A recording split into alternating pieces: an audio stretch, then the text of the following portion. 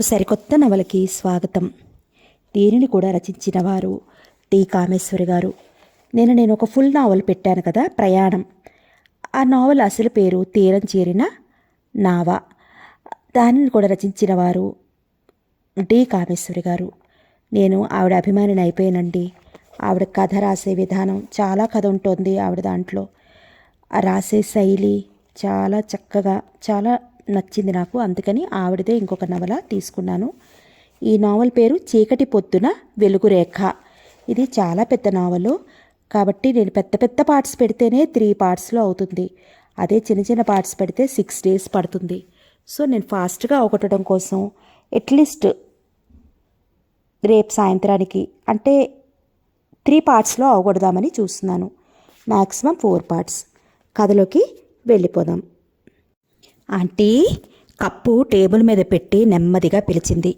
కళ్యాణి పలకలేదు.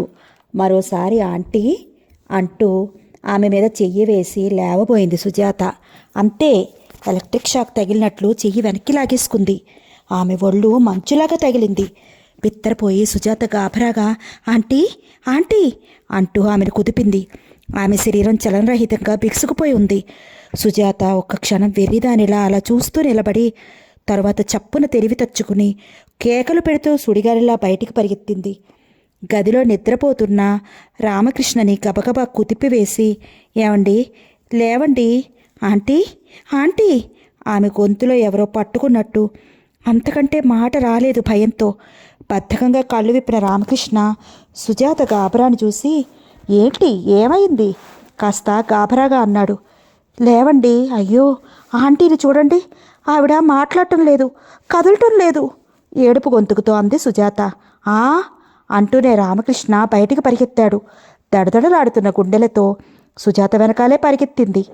కళ్యాణ గదిలో అడుగు పెడుతూనే ఆవిడ మొహం చూస్తూ రామకృష్ణ మై గాడ్ అన్నాడు. ముందుకు వెళ్ళి ఆత్రంగా ఆమె చెయ్యి పట్టుకుని పల్స్ చూశాడు. రామకృష్ణ మొహం నల్లబడిపోయింది. వెంటనే అతని మొహం చూస్తున్న సుజాతకి అర్థమయ్యింది. రామకృష్ణ మరోసారి ఆశ చావనట్టు చెయ్యి పట్టుకుని పల్స్ చూశాడు. కనురెప్పలు ఎత్తి చూశాడు. తర్వాత లాభం లేదన్నట్టు తల పంకిచ్చి సుజాత వంక చూశాడు. ఆంటీ అంటూ కొల్లును ఏడుస్తూ ఒక్క ఉదుటిన వెళ్ళి మీద పడబోయిన సుజాతని రామకృష్ణ చేతులు అడ్డం పెట్టి పట్టుకున్నాడు. ఏడ్చి లాభం లేదు సుజా, ఆవిడ ఆత్మహత్య చేసుకున్నారు. ఇదిగో స్లీపింగ్ పిల్స్, ఖాళీ సీసా అంటూ ప్రక్కన ఉన్న సీసా తీసి చూపించాడు. ఆంటీ ఎందుకింత పనిచేశారా ఆంటీ అంటూ రామకృష్ణ చేతుల నుంచి తప్పించుకుని మంచం మీద తలపెట్టి ఏడవసాగింది సుజాత. ఊరుకో సుజా, నువ్వే ఏడిస్తే ఎలా? పిల్లలేరి ఇంకా లేవలేదా? వాళ్ళని ఈ గదిలోకి రానియకు, ఏడవకులే. లే, ముందు జరగాల్సింది చూడాలి మనం. పోలీసులకు రిపోర్ట్ ఇద్దామా? సుజాతని ఓదార్చిపోయిన రామకృష్ణ గొంతు పట్టుకున్నట్లయింది. అతని కళ్ళల్లో నీరు చిమ్మింది. ఆంటీ ఎందుకు ఇలాంటి పని చేశారు? ఎందుకు ఇంత దారుణం చేశారు? పిల్లలను దిక్కులేని వాళ్ళలా చేసి ఎందుకు ఇలా వెళ్ళిపోయారు? వాళ్ళకి తండ్రి ఉన్నా ఎప్పుడూ లేనట్టే అయింది. మీరు వాళ్ళని అన్యాయం చేసి వెళ్ళిపోయారు. ఇంకా వాళ్ళకి దిక్కెవరు? ఏడుస్తూ అంది సుజాత. నిన్న జరిగిన ఘాతుకానికి మనందరమే చలించాం. ఆవిడికి ఎలా ఉంటుందో ఊహించు. ఎలా బాధపడ్డారో చూసాం. జరిగింది ఒక ఎత్తు, జరగబోయేది మరో ఎత్తు. ఆవిడ పరువు మర్యాద ఇప్పటికే వీధికెక్కాయి. ఇంకా కోర్టులు, విచారణలు, బోనులో నిలబెట్టి అడిగే ప్రశ్నలు, అదంతా భరించే శక్తి లేదనిపించి ఉంటుంది ఆవిడికి. అందుకే ఈ సాహసానికి పూనుకున్నారు. ఆ అవమానం భరించలేక కన్నబిడ్డల్ని అనాథలుగా వదిలి వెళ్ళడానికి తయారయ్యారంటే నిన్నటి సంఘటన ఆమెని ఎంత అవమానానికి, బాధకి గురిచేసిందో ఊహించవచ్చు మనం. రామకృష్ణ బరువుగా అన్నాడు. రామకృష్ణ చెప్పకముందే అదే కారణం అయి ఉంటుందని సుజాత మనసు చెప్పింది. నిన్న ఉదయం ఆ ఘాతుకం జరిగాక కళ్యాణి రోజంతా కుళ్ళి కుళ్ళి ఏడ్చింది. ఆ సంఘటన జరిగిన వెంటనే 2-3 గంటల వరకు అసలు ఆ షాక్కి నోట మాట రాకుండా అలా ఉండిపోయింది. రామకృష్ణ ఇంజెక్షన్స్ అవి ఇచ్చి హడావుడి పడ్డాడు. తర్వాత సాయంత్రం అంతా గదిలో తలుపులు బిగించుకుని ఏడ్చింది. పోలీసులు ఏమడిగినా ఇప్పుడు నేనేమీ చెప్పలేను, రేపు చెబుతాను అంది. ఏడ్చి ఏడ్చి 7 గంటల వేళ కారు వేసుకుని బయటికి వెళ్ళి వచ్చింది. అట్నుంచి వచ్చాక పిల్లలిద్దరినీ కౌగిలించుకుని కన్నీరు కార్చింది. పిల్లలు పిక్కమొహాలు వేసుకుని తెల్లబోయి చూడసాగారు. సుజాతే ఆమెను నెమ్మదిగా మందలించి పిల్లల్ని అవతలికి తీసుకువెళ్ళిపోయింది. ఆ ఉదయం, మధ్యాహ్నం, రాత్రి సుజాత ఎంత ప్రతిమలాడినా పచ్చి మంచినీళ్ళు ముట్టుకోలేదు కళ్యాణి. ఆఖరికి సుజాత రాత్రి 10 గంటల వేళ నిద్రపోయే ముందు ఇన్ని పాలన్నా త్రాగించాలని బోర్న్విటా కలిపి పట్టుకుని గదిలోకి వెళ్ళింది. సుజాత వెళ్ళేసరికి కళ్యాణి ఏదో రాస్తోంది. సుజాత రాగానే అలా ఒక క్షణం చూసి తర్వాత చెయ్యి నీ ప్రక్కన కూర్చోబెట్టుకుని సుజాత అంది ఏదో చెప్పాలని ఆరాటపడుతూ. పాలన్నా తాగండి, ఉదయం నుంచి ఏమీ తినలేదు, మీరిలా బాధపడి ప్రయోజనం ఏమిటి అంది సుజాత. ఆమె కళ్ళల్లో మళ్ళీ నీళ్లు తిరిగాయి. ఉదయం నుంచి ఏడ్చి ఏడ్చి ఆమె కళ్ళు వాలిపోయాయి. ముక్కు మొహం ఎర్రబడిపోయింది. సుజా, నీకు అర్థం కాదు, నేనేం చెయ్యను? ఇంక నలుగురిలో మొహం ఎత్తుకుని ఎలా తిరగను? ఎలా బ్రతకను? ఏ ఆశతో బ్రతకాలి ఇంకా అంటూ మళ్ళీ ఏడుపు ప్రారంభించింది. జరిగింది మర్చిపోదామన్నా మర్చిపోనిస్తారా నన్ను? రేపొద్దున్నుంచి కోట్లంట తిరగాలి. ఫోన్లో నిలబెట్టి అంతా పైకి లాగుతారు. ఆయన ఉన్నవి లేనివి కూడా చెప్పచ్చు. అవన్నీ పైకొచ్చాక నలుగురిలో దోషినవుతాను. ఇంకెలా మొహం చూపించను నలుగురికి? అసలు ఎందుకు బ్రతకను? ఎవరి కోసం బ్రతకాలి అంటూ విలపిస్తున్న ఆమెను ఏమి చెప్పి ఓదార్చలేకపోయింది. ఆయన ఆఖరికి ఈ విధంగా నా మీద కక్ష తీర్చుకుంటారనుకోలేదు. కావాలని నా బ్రతుకు నలుగురిలో నవ్వులు పాలు కావాలనే ఇలా చేశారు. ఇన్నాళ్ళు ఎన్ని రకాలుగా హింసించినా నా మీద కసి తీర్చుకోవాలన్నట్టు ఆయన చేసిన ప్రతి పనిని సహించాను. నన్నెన్ని రకాలుగా కాల్చుకు తిన్నా నోరు విప్పకుండా మౌనంగా భరించాను. అంతా పిల్లల కోసం భరించాను, వాళ్ళ భవిష్యత్తు కోసం సహించాను. ఇంకా కక్ష తీరక ఇంత దారుణం చేస్తారని ఎన్నడూ అనుకోలేదు. నన్నిలా నడి రోడ్డు మీదకి లాగుతారని ఊహించలేదు. తలుచుకుని ఏడవడం ప్రారంభించింది కళ్యాణి. ఇదంతా నేను సహించలేను, ఇంకా చచ్చిపోతాను. నేను ఈ బ్రతికింక బ్రతకలేను. ఎవరి కోసం బ్రతకాలి ఇంకా? ఆంటీ, ప్లీజ్ ఏడవకండి, అలా మాట్లాడకండి. జరిగిందేదో జరిగింది. ఇన్నాళ్ళు ఏ పిల్లల కోసమైతే అదంతా సహించారో ఆ పిల్లల కోసమే ఇది భరించాలి. సుజాత పట్టుకున్న గొంతుతో కళ్ళు ఒత్తుకుంటూ అంది. నా పిల్లల కోసమే భరించాను, నోరు విప్పకుండా భరించాను, వాళ్ళ భవిష్యత్తు కోసం సహించాను. ఇంకా కక్ష తీరక ఇంత దారుణం చేస్తారని ఎన్నడూ అనుకోలేదు. నన్నిలా నడి రోడ్డు మీదకి లాగుతారని ఊహించలేదు. తలుచుకుని ఏడవటం ఆరంభించింది కళ్యాణి. ఇదంతా నేను సహించలేను, ఇంకా చచ్చిపోతాను. నేను ఈ బ్రతికింత బ్రతకలేను. ఎవరి కోసం బ్రతకాలి ఇంకా? ఆంటీ, ప్లీజ్ ఏడవకండి, అలా మాట్లాడకండి. జరిగిందేదో జరిగింది. ఇన్నాళ్ళు ఏ పిల్లల కోసమైతే అదంతా సహించారో ఆ పిల్లల కోసమే ఇది భరించాలి. సుజాత పట్టుకున్న గొంతుతో కళ్ళు ఒత్తుకుంటూ అంది. ఈ పిల్లల కోసమే ఇన్నాళ్ళు సహించాను. లేకపోతే ఏనాడో ఈ ఇల్లు వదిలేసేదాన్ని. ఏనాడో నేను కోరుకునే జీవితానికి వెళ్ళిపోయేదాన్ని. లేకపోతే ఇంత విషం మింగేదాన్ని. కానీ ఇంకా సహించడం నా వల్ల కావటం లేదు. నేనింక బ్రతకలేను, వెర్రిగా ఏడుస్తూ అంది కళ్యాణి. ఆమెతో పాటు సుజాత ఏడుస్తూ కూర్చుంది. కాసేపటికి ఏడుపు ఉద్రేకం తగ్గాక సుజాత వంక చూస్తూ, సుజాత, నీకు నేనంటే ఇదివరకటి అభిమానం ఉందా, గౌరవం ఉందా అంది కళ్యాణి. సుజాత నొచ్చుకుంటూ, దయచేసి మీరు అలా మాట్లాడకండి, నాకు చాలా కష్టంగా ఉంటుంది.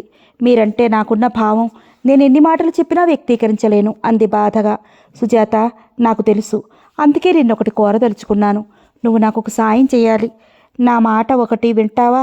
నేను చెప్పినట్టు నడుచుకుంటావా? తప్పకుండా, మీరేం చెప్పినా శిరసావహిస్తాను. చెప్పండి ఆరాటంగా అడిగింది సుజాత. కళ్యాణి కాసేపు ఆలోచించి, ఇప్పుడు కాదు, రేపు చెబుతాను, జ్ఞాపకం ఉంచుకో. నాకు మాటిచ్చానని, నేను చెప్పినట్టు చేస్తానన్న మాట తప్పకూడదు. ప్రమాణం చేస్తున్నాను. మీరేం చెప్పినా అదెంత కష్టమైనదైనా సరే మిమ్మల్ని సంతోషపెట్టడం కోసం ఏదైనా చేస్తాను.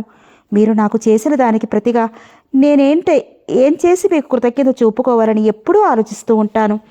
అలాంటి అవకాశం నాకు ఇయ్యండి ఆవేశంగా అంది సుజాత. కళ్యాణి సుజాత భుజం తట్టి, అలా అనుకోకు సుజా, కృతజ్ఞతలకి మన మధ్య చోటు లేదు. నేను నీకు చేసిన దానికన్నా నువ్వు నాకు చేసిందే ఎక్కువ అనిపిస్తుంది నాకు. మనిద్దరి మధ్య ఏనాటి అనుబంధమో ఇది. సుజా, నీ మీద నాకు పూర్తి నమ్మకం ఉంది. అందుకే ఇంత నిశ్చింతగా మాట మధ్యలోనే ఆపేసింది కళ్యాణి. పాలు త్రాగండి, చల్లారిపోతున్నాయి. ఉదయం నుంచి ఏం తినలేదు మీరు. త్రాగుతాను, ఉంచు అన్నట్టు పిల్లలు పడుకున్నారా? అమ్మ పడుకుందా అంటూ లేచింది కళ్యాణి. క్రిందకి వెళ్ళి పడుకున్న తల్లిని కాసేపు అలా చూసి రెట్టూర్చి ఆమె దుప్పటి సరిచేసి యువతలకి వచ్చింది. సుజా, అమ్మకి మందులవి సరిగా ఇస్తున్నావా? ఆవిడ విషయం అశ్రద్ధ చేయకు సుమా అంది సుజాతతో. తర్వాత పిల్లల గదిలోకి వెళ్ళి పడుకున్న ఇద్దరు పిల్లల మధ్య మంచం మీద కూర్చుని వాళ్ళిద్దరినీ ముద్దాడింది. ఆప్యాయంగా ఒళ్ళంతా తడిమింది. సుజాత, నీకు వీళ్ళంటే నిజంగా అభిమానం ఉంది కదూ?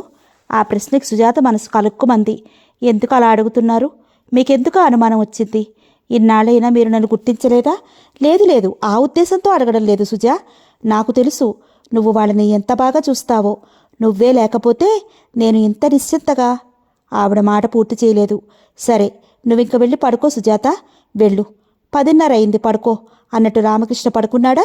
సర్లే వెళ్ళు, నేనిక్కడ కాసేపు ఉండి వస్తాను అన్నట్టు ఉదయం నిద్రపోతున్నా 6 గంటలకల్లా లేపే, పనుంది అంది కళ్యాణి.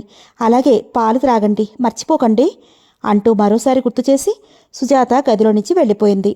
నిన్న జరిగినదంతా గుర్తొచ్చింది సుజాతకి. ఆవిడ మాటలు ప్రవర్తన చూసి కూడా ఇలాంటిదేదో చేస్తారన్న అనుమానం రాలేదు నాకు. లేకపోతే రాత్రంతా ఆమె దగ్గరే ఉండి జాగ్రత్తగా చూసేదాన్ని ఏడుస్తూ అంది సుజాత. నీ పిచ్చి కాకపోతే చచ్చిపోవాలనుకునే వారిని ఎన్నాళ్ళు కనిపెట్టి జాగ్రత్తగా చూడగలవు? అలాంటి ఆలోచన రావడమే దురదృష్టకరం రామకృష్ణ అన్నాడు. ఈ కలాభాకి క్రింద నుంచి వంటవాడు, పని మనిషి పైకొచ్చారు. ప్రక్క గదిలో పడుకున్న పిల్లలిద్దరూ కూడా లేచి వచ్చారు. నిశ్చలంగా పడుకున్న తల్లిని, ఏడుస్తున్న సుజాతని చూసి జరిగిందేమిటో అర్థం కాక తెల్లబోయి చూడసాగారు. అమ్మగారికి ఏమైంది సుజాతమ్మగారు, అలా పడుకున్నారేమిటి? పని మనిషి ఆదుర్దాగా అడిగింది. సుజాత జవాబు ఇవ్వకుండా కళ్ళతో పిల్లలున్నారు, అడగొద్దు అన్నట్టు వారిస్తూ చూసింది. రవి చప్పున సుజాత దగ్గరికి వచ్చి ఆంటీ ఆంటీ, మమ్మీకి ఏమైంది అని అడిగాడు. 10 ఏళ్ల రవికి సంగతి అర్థం చేసుకోగల వయసుంది. అందుకే ఆదుర్దాగా అడగటం మొదలుపెట్టాడు.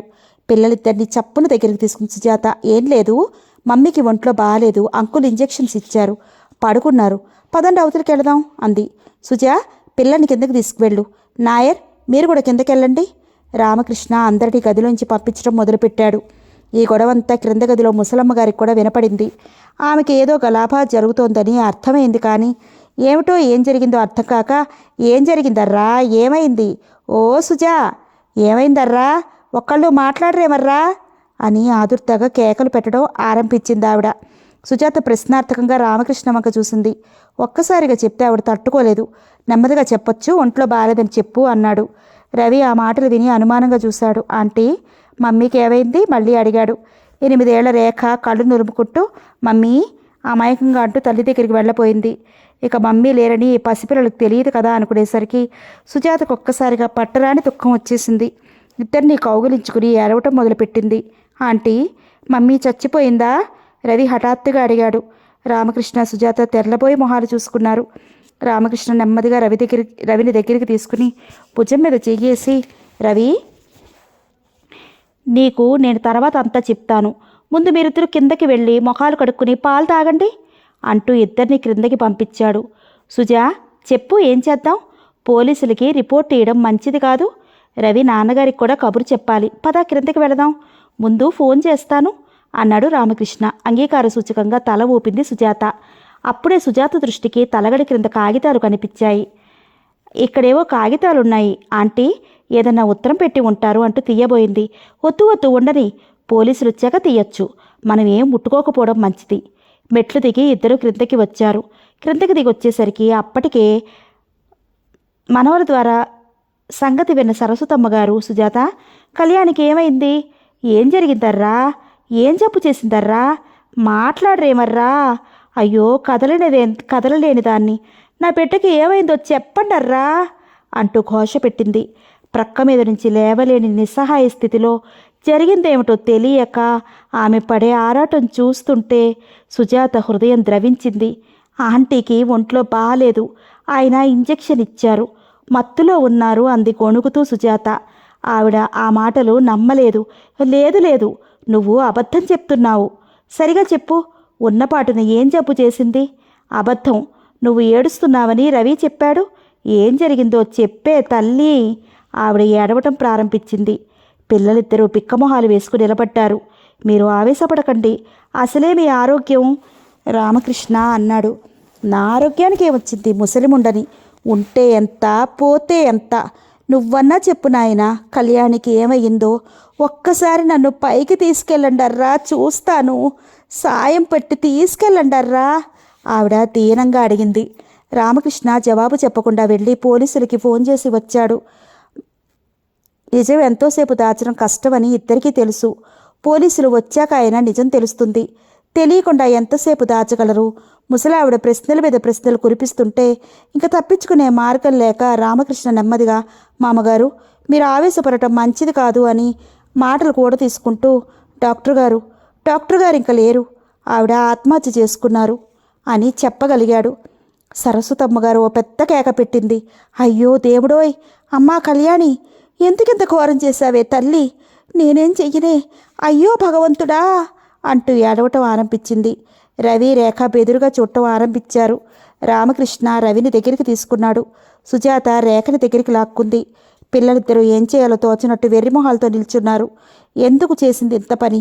అయ్యో దేవుడా, నిలువున నిండు ప్రాణం తీసుకున్నావా అమ్మా? ఇది చూడటానికేనా నేను బ్రతికున్నాను? అయ్యో కళ్యాణి, నేనింకా ఎలా బ్రతకాలే అమ్మా? నాకింత విషం ఇవ్వండర్రా. నా కళ్ళ ముందే నా కూతురు ఇంత ఘాయిత్యం చేస్తే నేనింకా ఎలా బ్రతకటం కళ్యాణి? నొత్తి కొట్టుకుంటూ హృదయ విదారకంగా ఏడుస్తున్న ఆమెకి చెరో ప్రక్కన ఇద్దరు కూర్చుని ఆమెను ఓదార్చడానికి ప్రయత్నించారు. ఊరుకోండి మామగారు, అతి కష్టం మీద అనగలిగింది సుజాత. ఆమెకి దుఃఖం ఆగడం లేదు. అమ్మమ్మ ఏడవడం చూసి పిల్లలిద్దరూ కళ్ళనీళ్ళు పెట్టుకుని దీనంగా చూస్తూ నిలబడ్డారు. రవి, నాయనా, రేఖ, అయ్యయ్యో పసిపిల్లలనైనా చూడకుండా ఎంతకి తెగించావే? పిల్లలిద్దరిని దగ్గరికి లాక్కుని మరింత ఏడవసాగిందావిడ. ఆఖరికి ఇలా ఏదో జరుగుతుందని అనుకుంటూనే ఉన్నాను నిన్నటి నుంచి. భయపడినంతా చేసేసింది. నన్ను తీసుకెళ్ళండర్రా నా కళ్యాణి దగ్గరికి. నన్ను చూడనియ్యండి. తీసుకెళ్తాను మామగారు, పోలీసులు వస్తారు. వచ్చి చూశాక తీసుకెళ్తాను. అంతవరకు మనం ఏమీ ముట్టుకోకూడదు. ఆవిడ చీర కొంగు నోట్లో దోపుకుని వెక్కి వెక్కి ఏడుస్తోంది. రవి అమ్మమ్మ ఒడిలో ముఖం దాచుకుని నిశ్శబ్దంగా ఏడుస్తున్నాడు. రేఖకి ఇంకా పూర్తిగా చావుకు అర్థం తెలియని వయసు. అందరూ ఏడుస్తుంటే వింతగా బిక్కమొహం వేసుకు చూస్తోంది. పని వాళ్ళంతా సావిట్లో కూర్చుని గుసగుసలు మాట్లాడుకుంటున్నారు. అరగంటలో పోలీస్ ఇన్స్పెక్టర్ వచ్చాడు. ఆయన నిన్న వచ్చిన అతనే. వస్తూనే మై గాడ్, నిన్న హత్య, ఇవాళ ఆత్మహత్య ఇంట్లో. డాక్టర్ గారు ఇంత పని చేస్తారనుకోలేదు. ఇంకా ఇవాళ వచ్చి ఆవిడతో మాట్లాడాలనుకున్నాం. అసలు ఆమె నిన్న మా ప్రశ్నలకి జవాబు ఇవ్వకుండా ఇవాళ ఇస్తామన్నారు అన్నాడు. అసలు ఆవిడ ఆత్మహత్య చేసుకోవడానికి అదే కారణం అనుకుంటాను. పోలీసులు, కేసు, కోర్టులు ఆవిడ పేరు నలుగురిలో పడటం ఇష్టం లేకనే ఇలాంటి పనికి తలబడ్డారనుకుంటాను రామకృష్ణ అన్నాడు. ఎక్కడ ఉంది శవం? ఆత్మహత్య చేసుకుంటున్నట్లు ఏమైనా ఉత్తరం అది రాశారా? పదండి చూపించండి ఆమెని. ఉత్తరం ఏదో ఉన్నట్టుంది, మీరు వచ్చాక తీయొచ్చని ఇంకా ఏం ముట్టుకోలేదు రామకృష్ణ జవాబిచ్చాడు. గుడ్, పదండి. మెట్ల మీదకి దారి తీశారు అందరూ. తర్వాత జరగాల్సిన తతంగం జరిగింది. పోలీస్ డాక్టర్ స్లీపింగ్ పిల్స్ తిని ఆత్మహత్య చేసుకున్నట్లు డెత్ సర్టిఫికెట్ ఇచ్చాడు. కళ్యాణి పోలీస్ కమిషనర్ పేర వ్యక్తిగతమైన కారణాల వల్ల ఆత్మహత్య చేసుకున్నట్లు ఉత్తరం రాసిపెట్టింది. మరో కవర్ సుజాత పేరు మీద ఉంది. రామకృష్ణ అది సుజాతకు అందించాడు. పోలీసులు పని ముగించుకుని వెళ్ళాక మామగారిని చేతుల మీద పైకి తీసుకువచ్చారు. కూతురు శవం మీద పడి ఆమె ఏడ్చిన హృదయ విదారకమైన ఏడుపును చూసి అందరికీ భరించడం కష్టమైంది. కబురు తెలిసి కళ్యాణి మిత్రులతో ఇల్లు నిండిపోసాగింది. అందరూ వస్తున్నారని ఆమె శవాన్ని క్రిందికి తీసుకువచ్చి హాల్లో ఉంచారు. ఊరు నిండా ఆమె పరిచయస్తులు, కొల్లలు. డాక్టర్ గారనే కాక ఆమె మంచితనానికి, స్నేహానికి ఆకర్షితులైన మిత్రులు చాలామంది ఉన్నారు. అందరూ వచ్చి ఆమె అకాల మృత్యువుకి ఎంతో బాధపడ్డారు. పిల్లలను దగ్గరికి తీసుకుని కంటతడి పెట్టారు. మామగారిని ఓదార్చారు. సుజాతకి, రామకృష్ణకి సానుభూతి చెప్పారు. రామకృష్ణ స్వయంగా రవి డాక్టర్ దగ్గరికి వెళ్ళి భార్య ఆత్మహత్య వార్త రవి నాన్నగారి దగ్గరికి వెళ్ళి భార్య ఆత్మహత్య కబురు వాళ్ళకు అందించాడు. కబురు విన్న రంగారావు మొహం ఒక్కసారిగా నల్లబడింది. తర్వాత కాసేపు తీక్షణంగా ఆలోచిస్తూ నిల్చున్నాడు. భార్యని ఆఖరిసారిగా చూడటానికి పోలీస్ పర్మిషన్ తీసుకుని పోలీస్ కస్టడీతో ఆయన ఇంటికి తీసుకెళ్ళటానికి ఏర్పాటు చేశాడు రామకృష్ణ. కానీ రంగారావు అవసరం లేదు, చూడటానికి ఏముంది అని రావటానికి నిరాకరించాడు. రామకృష్ణ తెల్లబోయాడు. ఏమనాలో తెలియక కాసేపు ఊరుకుని ఒకసారి చూసి వెళ్ళండి అంటూ మళ్ళీ రిక్వెస్ట్ చేశాడు. రంగారావు తల అడ్డంగా తిప్పాడు. చేసేదేం లేక రామకృష్ణ వెళ్ళటానికి లేచాడు. రంగారావు కాస్త సందేహిస్తూ వెనక్కి పిలిచి, పిల్లలు ఎలా ఉన్నారు అన్నాడు గొడుగుతూ. కనీసం పిల్లల విషయమేనా అడిగినందుకు సంతోషిస్తూ, పిల్లలకి ఏం భయం లేదు, మేమున్నాం, జాగ్రత్తగా చూస్తున్నాం అని భరోసా ఇచ్చాడు. రంగారావు ఓ నిట్టూర్పు విడిచి, ఇంకా మీరే వాళ్ళకి దిక్కు, వాళ్ళని మీరే కనిపెట్టాలి, జాగ్రత్త, కళ్యాణి ఇలా చేస్తుందనుకోలేదు అంటూ గొణిగి ఎర్రబడ్డ ముఖాన్ని తిప్పుకుని వెళ్ళిపోయాడు. ఇంటికొచ్చి రామకృష్ణ సుజాతతో అంతా చెప్పాడు. భార్య చనిపోతే ఆఖరిసారన్నా చూడ నిరాకరించిన ఆయన కఠినత్వాన్ని ఏవగించుకుంది సుజాత. అవును, ఆవిడ ఇలా ఆత్మహత్య చేసుకోవడం ఆయన ఉద్దేశం కాదు. ఆవిడని కోర్టుకి ఈడ్పించి నలుగురి ఎదుట ఆవిడని అవమానించిందంటే అలా అవమానించటమే ఆయన ఉద్దేశం. అది ఇంకా నెరవేరదు. దేనికోసమైనా ఆయన ఈ పని చేశారో ఆ కోరిక తీరలేదు పాపం. కళ్యాణి ఇలా చేస్తుందనుకోలేదు అని అన్నారని రామకృష్ణ చెప్పిన మాట విని సుజాత కసిగా అంది. 12 గంటలకల్లా కళ్యాణి అంతిమ ఏర్పాట్లు జరిగాయి. రవి చిన్నవాడిని రామకృష్ణే దహన సంస్కారం చేయడం మంచిదని అందరూ సూచించారు. కళ్యాణికి ఆఖరిసారిగా హృదయ విదారకంగా రోధిస్తూ అందరూ వీడ్కోలు ఇచ్చారు. సరస్వతమ్మగారు ఏడ్చి ఏడ్చి శోష వచ్చినట్లుండిపోయింది. పిల్లలిద్దరూ ఏడుస్తూ అంతా చూస్తున్నారు. సుజాత ఓ ప్రక్క ఏడుస్తూనే అన్నీ చూసుకుంటూ పిల్లల్ని ముసలావిడని ఓదారుస్తూ తిరుగుతోంది. ఇంట్లోంచి కళ్యాణి వెళ్ళిపోగానే ఇల్లులాగే అందరి హృదయాలలో శూన్యం ఆవరించుకుంది. ఉదయం నుంచి పచ్చి మంచినీళ్ళు తాగలేదు ఎవరు. 2 గంటల వేళ అందరినీ బలవంతంగా ఎంగిలి పడేటట్టు చేసింది సుజాత. సరస్వతమ్మ గారికి ఇంజెక్షన్ ఇచ్చి పడుకోబెట్టారు. పిల్లలిద్దరికీ అన్నం పెట్టి పడుకోబెట్టింది. రామకృష్ణ తాను ఇంత తిన్నామనిపించుకుని గదిలో మంచం మీద వాలిపోయింది. రామకృష్ణ అలసిపోయినట్లు కళ్ళు మూసుకుని పడుకున్నాడు. భవిష్యత్తు ఆలోచిస్తుంటే సుజాతకి దిక్కుతోచనట్టు, నడి సముద్రంలో తుఫాను మధ్య చిక్కుకున్నట్టు ఉంది. ఇంకా ఈ పిల్లలకి దిక్కెవరు? ఈ ఇల్లు వాకిలి చూసుకునేవారెవరు? ఆలోచిస్తుంటే అంతా అయోమయంగా అనిపించింది. చటుక్కున కళ్యాణి రాసిన ఉత్తరం ఇంకా చదవలేదన్న సంగతి గుర్తొచ్చింది. ఆ హడావుడిలో గలాభా మధ్య ఉత్తరం చదివే తీరిక లేక మర్చిపోయింది. ఉత్తరం తీసుకొచ్చి ఆరాటంగా చదవటం మొదలుపెట్టింది. సుజాత, నీవు ఈ ఉత్తరం చదువుకునేసరికి నేను ఈ లోకం నుంచి చాలా దూరం వెళ్ళిపోయి ఉంటాను.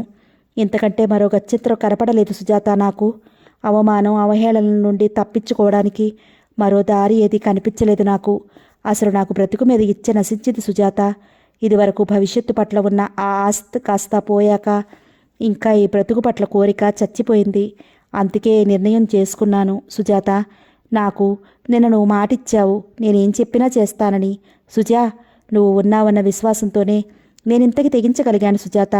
పిల్లలకి నువ్వు తల్లివి కాకపోయినా తల్లి కంటే వాళ్ళని ఎక్కువగా చూస్తున్నావు, అభిమానిస్తున్నావు. ఆ నమ్మకంతోనే వాళ్ళకి నేను లేకపోయినా తల్లి లేని లోటు ఉండదని, నువ్వుండగా వాళ్ళు అనాథలు కారనే విశ్వాసంతోనే నేను వారిని వదిలి నిశ్చింతగా వెళ్ళగలుగుతున్నాను. సుజాత, నీకు నాకు ఇది ఏనాటి అనుబంధమో తెలియదు. ఏ సంబంధం లేని మనిద్దరి మధ్య ఈ అనుబంధం ఏమిటో అర్థం కాదు. నువ్వు నాకు సొంత చెల్లెల కంటే ఎక్కువగా అనిపిస్తున్నావు. అందుకే నిన్ను ఇంత భారం వహించమని కోరుతున్నాను సుజాత. పిల్లలిద్దరినీ పెంచి పెద్ద చేసే బాధ్యత ఇంక నీదే. ఆయనకి పెద్ద శిక్ష ఎలాగూ తప్పదు. ఇంకా పిల్లలకి నువ్వు తప్ప ఎవరున్నారు? అమ్మ రోగిష్టిది. ఆవిడ ఇంకెన్నాళ్ళో బ్రతకదు. అసలే అంతంతంగా ఉన్న ఆవిడ ఈ వయసులో వచ్చిన కష్టానికి తట్టుకుని నిలబడలేదు. అమ్మకి వృద్ధాప్యంలో ఇంత కష్టం తెచ్చిపెట్టినందుకు నేను విచారిస్తున్నాను. అయినా మరో గత్యంతరం కనపడటం లేదు. ఇంకా ఎవరో బంధువులనేవారు ఎక్కడో ఉన్నా ఆ పిల్లలని ఎవరు చూస్తారు, ఎందుకు చూస్తారు? ఇంకా ఈ పిల్లలు, ఈ ఇల్లు, ఈ సంసారం అంతా నడపడం నీది రామకృష్ణదే భారం. సుజాత, నిన్న వీలునామా రాసి వకీలు గారి దగ్గర ఉంచాను. వకీలు సూర్యనారాయణ గారు వీలునామా చదివి వినిపిస్తారు. సుజాత, నా పిల్లలకి ఆస్తిపాస్తులకి ఏమీ లోటు లేదు. వాళ్ళకి నువ్వు ఇవ్వవలసింది ఆదరాభిమానాలు మాత్రమే. నా నర్సింగ్ హోం రామకృష్ణ నడపాలని నా కోరిక. రవి పెద్దవాడే డాక్టర్ చదవాలని, చదివాక నా నర్సింగ్ హోంలోనే ప్రాక్టీస్ పెడతాడని ఆశ. రవి నా అభిష్టం ప్రకారం డాక్టర్ కాకపోతే రామకృష్ణ ప్రాక్టీస్ చేసినన్నాళ్ళు చేసి తర్వాత అది అమ్మేసి ఆ డబ్బు రవికి ఇయ్యాలని నా కోరిక. నా దగ్గరున్న రొక్కం 25,000. రేఖ పెళ్లికి ఖర్చు చేసి మంచి సంబంధం చూసి పెళ్లి చేయండి. నా ఇన్సూరెన్స్ డబ్బు 50,000. రవి చదువుకి, రేఖ చదువుకి, ఇంటి ఖర్చుకి ఖర్చు పెట్టండి. నా నగలు, చీరలు రేఖకి ఇయ్యండి. ఈ ఇల్లు ఇక నుంచి మీదే. రామకృష్ణ, నువ్వు పిల్లలకి తల్లిదండ్రుల కిందే లెక్క కనుక ఈ ఇంట్లో మీ ఇద్దరికీ సర్వాధికారాలు ఉంటాయి. మీ తదనంతరమే రవికి చెందుతుంది. రామకృష్ణ సంపాదించే డబ్బు మీ ఇద్దరిదే. పిల్లల మీద, ఆస్తిపాస్తుల మీద మిమ్మల్ని ఇద్దరినీ గార్డియన్లుగా నియమించాను. నాకు ఈ ఊర్లో ఉన్న 2 స్థలాలు అమ్మితే కనీసం 30,000 వస్తాయి. ఆ స్థలాలు నీ పేర ఒకటి, రేఖ పేర ఒకటి రాశాను. సుజాత, నీ పెళ్లికి పెద్దగా నేనేమీ ఇవ్వలేకపోయాను. అందుకే నీకు పసుపు కుంకుమ క్రింద నీ అక్క ఇస్తోంది. అలాగే రేఖకి పెళ్లిలో పసుపు కుంకుమ కింద చదివించండి. రామకృష్ణకి నేనేమి ఇయ్యగలను? నీలాంటి భార్య ఉన్న రామకృష్ణకి ఇంక ఇచ్చేందుకు ఏముంది? డాక్టర్గా నా ఇంట్లో ప్రవేశించిన రామకృష్ణ, అందుకే నర్సింగ్ హోమ్ ఇచ్చాను తనకి. నా నర్సింగ్ హోమ్ ఇప్పటిలాగే ఎన్నటికీ నడవాలని నా కోరిక. సుజా, అమ్మ పెద్దదయ్యింది. రోగం, ఈ దుఃఖం ఆవిడని ఇంకెన్నాళ్ళో బ్రతకనియ్యదు. ఆవిడని జాగ్రత్తగా చూసుకుంటావు కదూ? ఇంకేం రాయను సుజాత. నేనేం చెప్పి ఏం చేసి నువ్వు నాకు చెయ్యబోయేదానికి బదులు తీర్చుకోగలను? సుజాత, పిల్లలను ఏ క్షణంలోనూ అమ్మలేదే అని బాధపడే క్షణం రానియవని నా నమ్మకం. అందుకే నిశ్చింతగా చచ్చిపోగలుగుతున్నాను. అమ్మకి నా ఆఖరి నమస్కారాలు చెప్పు. నువ్వు రామకృష్ణ పిల్లా పాపలతో 10 కాలాల పాటు సుఖంగా బ్రతకాలని ఆశీర్వదించటం మినహా ఏం చెప్పగలను? నీకు పిల్లలకి నా ఆశీర్వచనాలు. పిల్లలు పిల్లలనే తలుచుకుంటూ వాళ్ళని నీ చేతుల్లో పెట్టి వెళ్ళిపోతున్నాను సుజా, వెళ్ళిపోతున్నాను. వెళ్తాను. కళ్యాణి. ఆంటీ. పావురు మంది సుజాత ఉత్తరం చదివి. ఆంటీ, ఇదా మీరు నన్ను అడిగింది? ఇదా మీకు నేను చేస్తానన్నది? నా మీద ఇంత భారం పెట్టి వెళ్ళిపోయారా? ఇందుక అన్నిసార్లు నా దగ్గర మాట తీసుకున్నారు?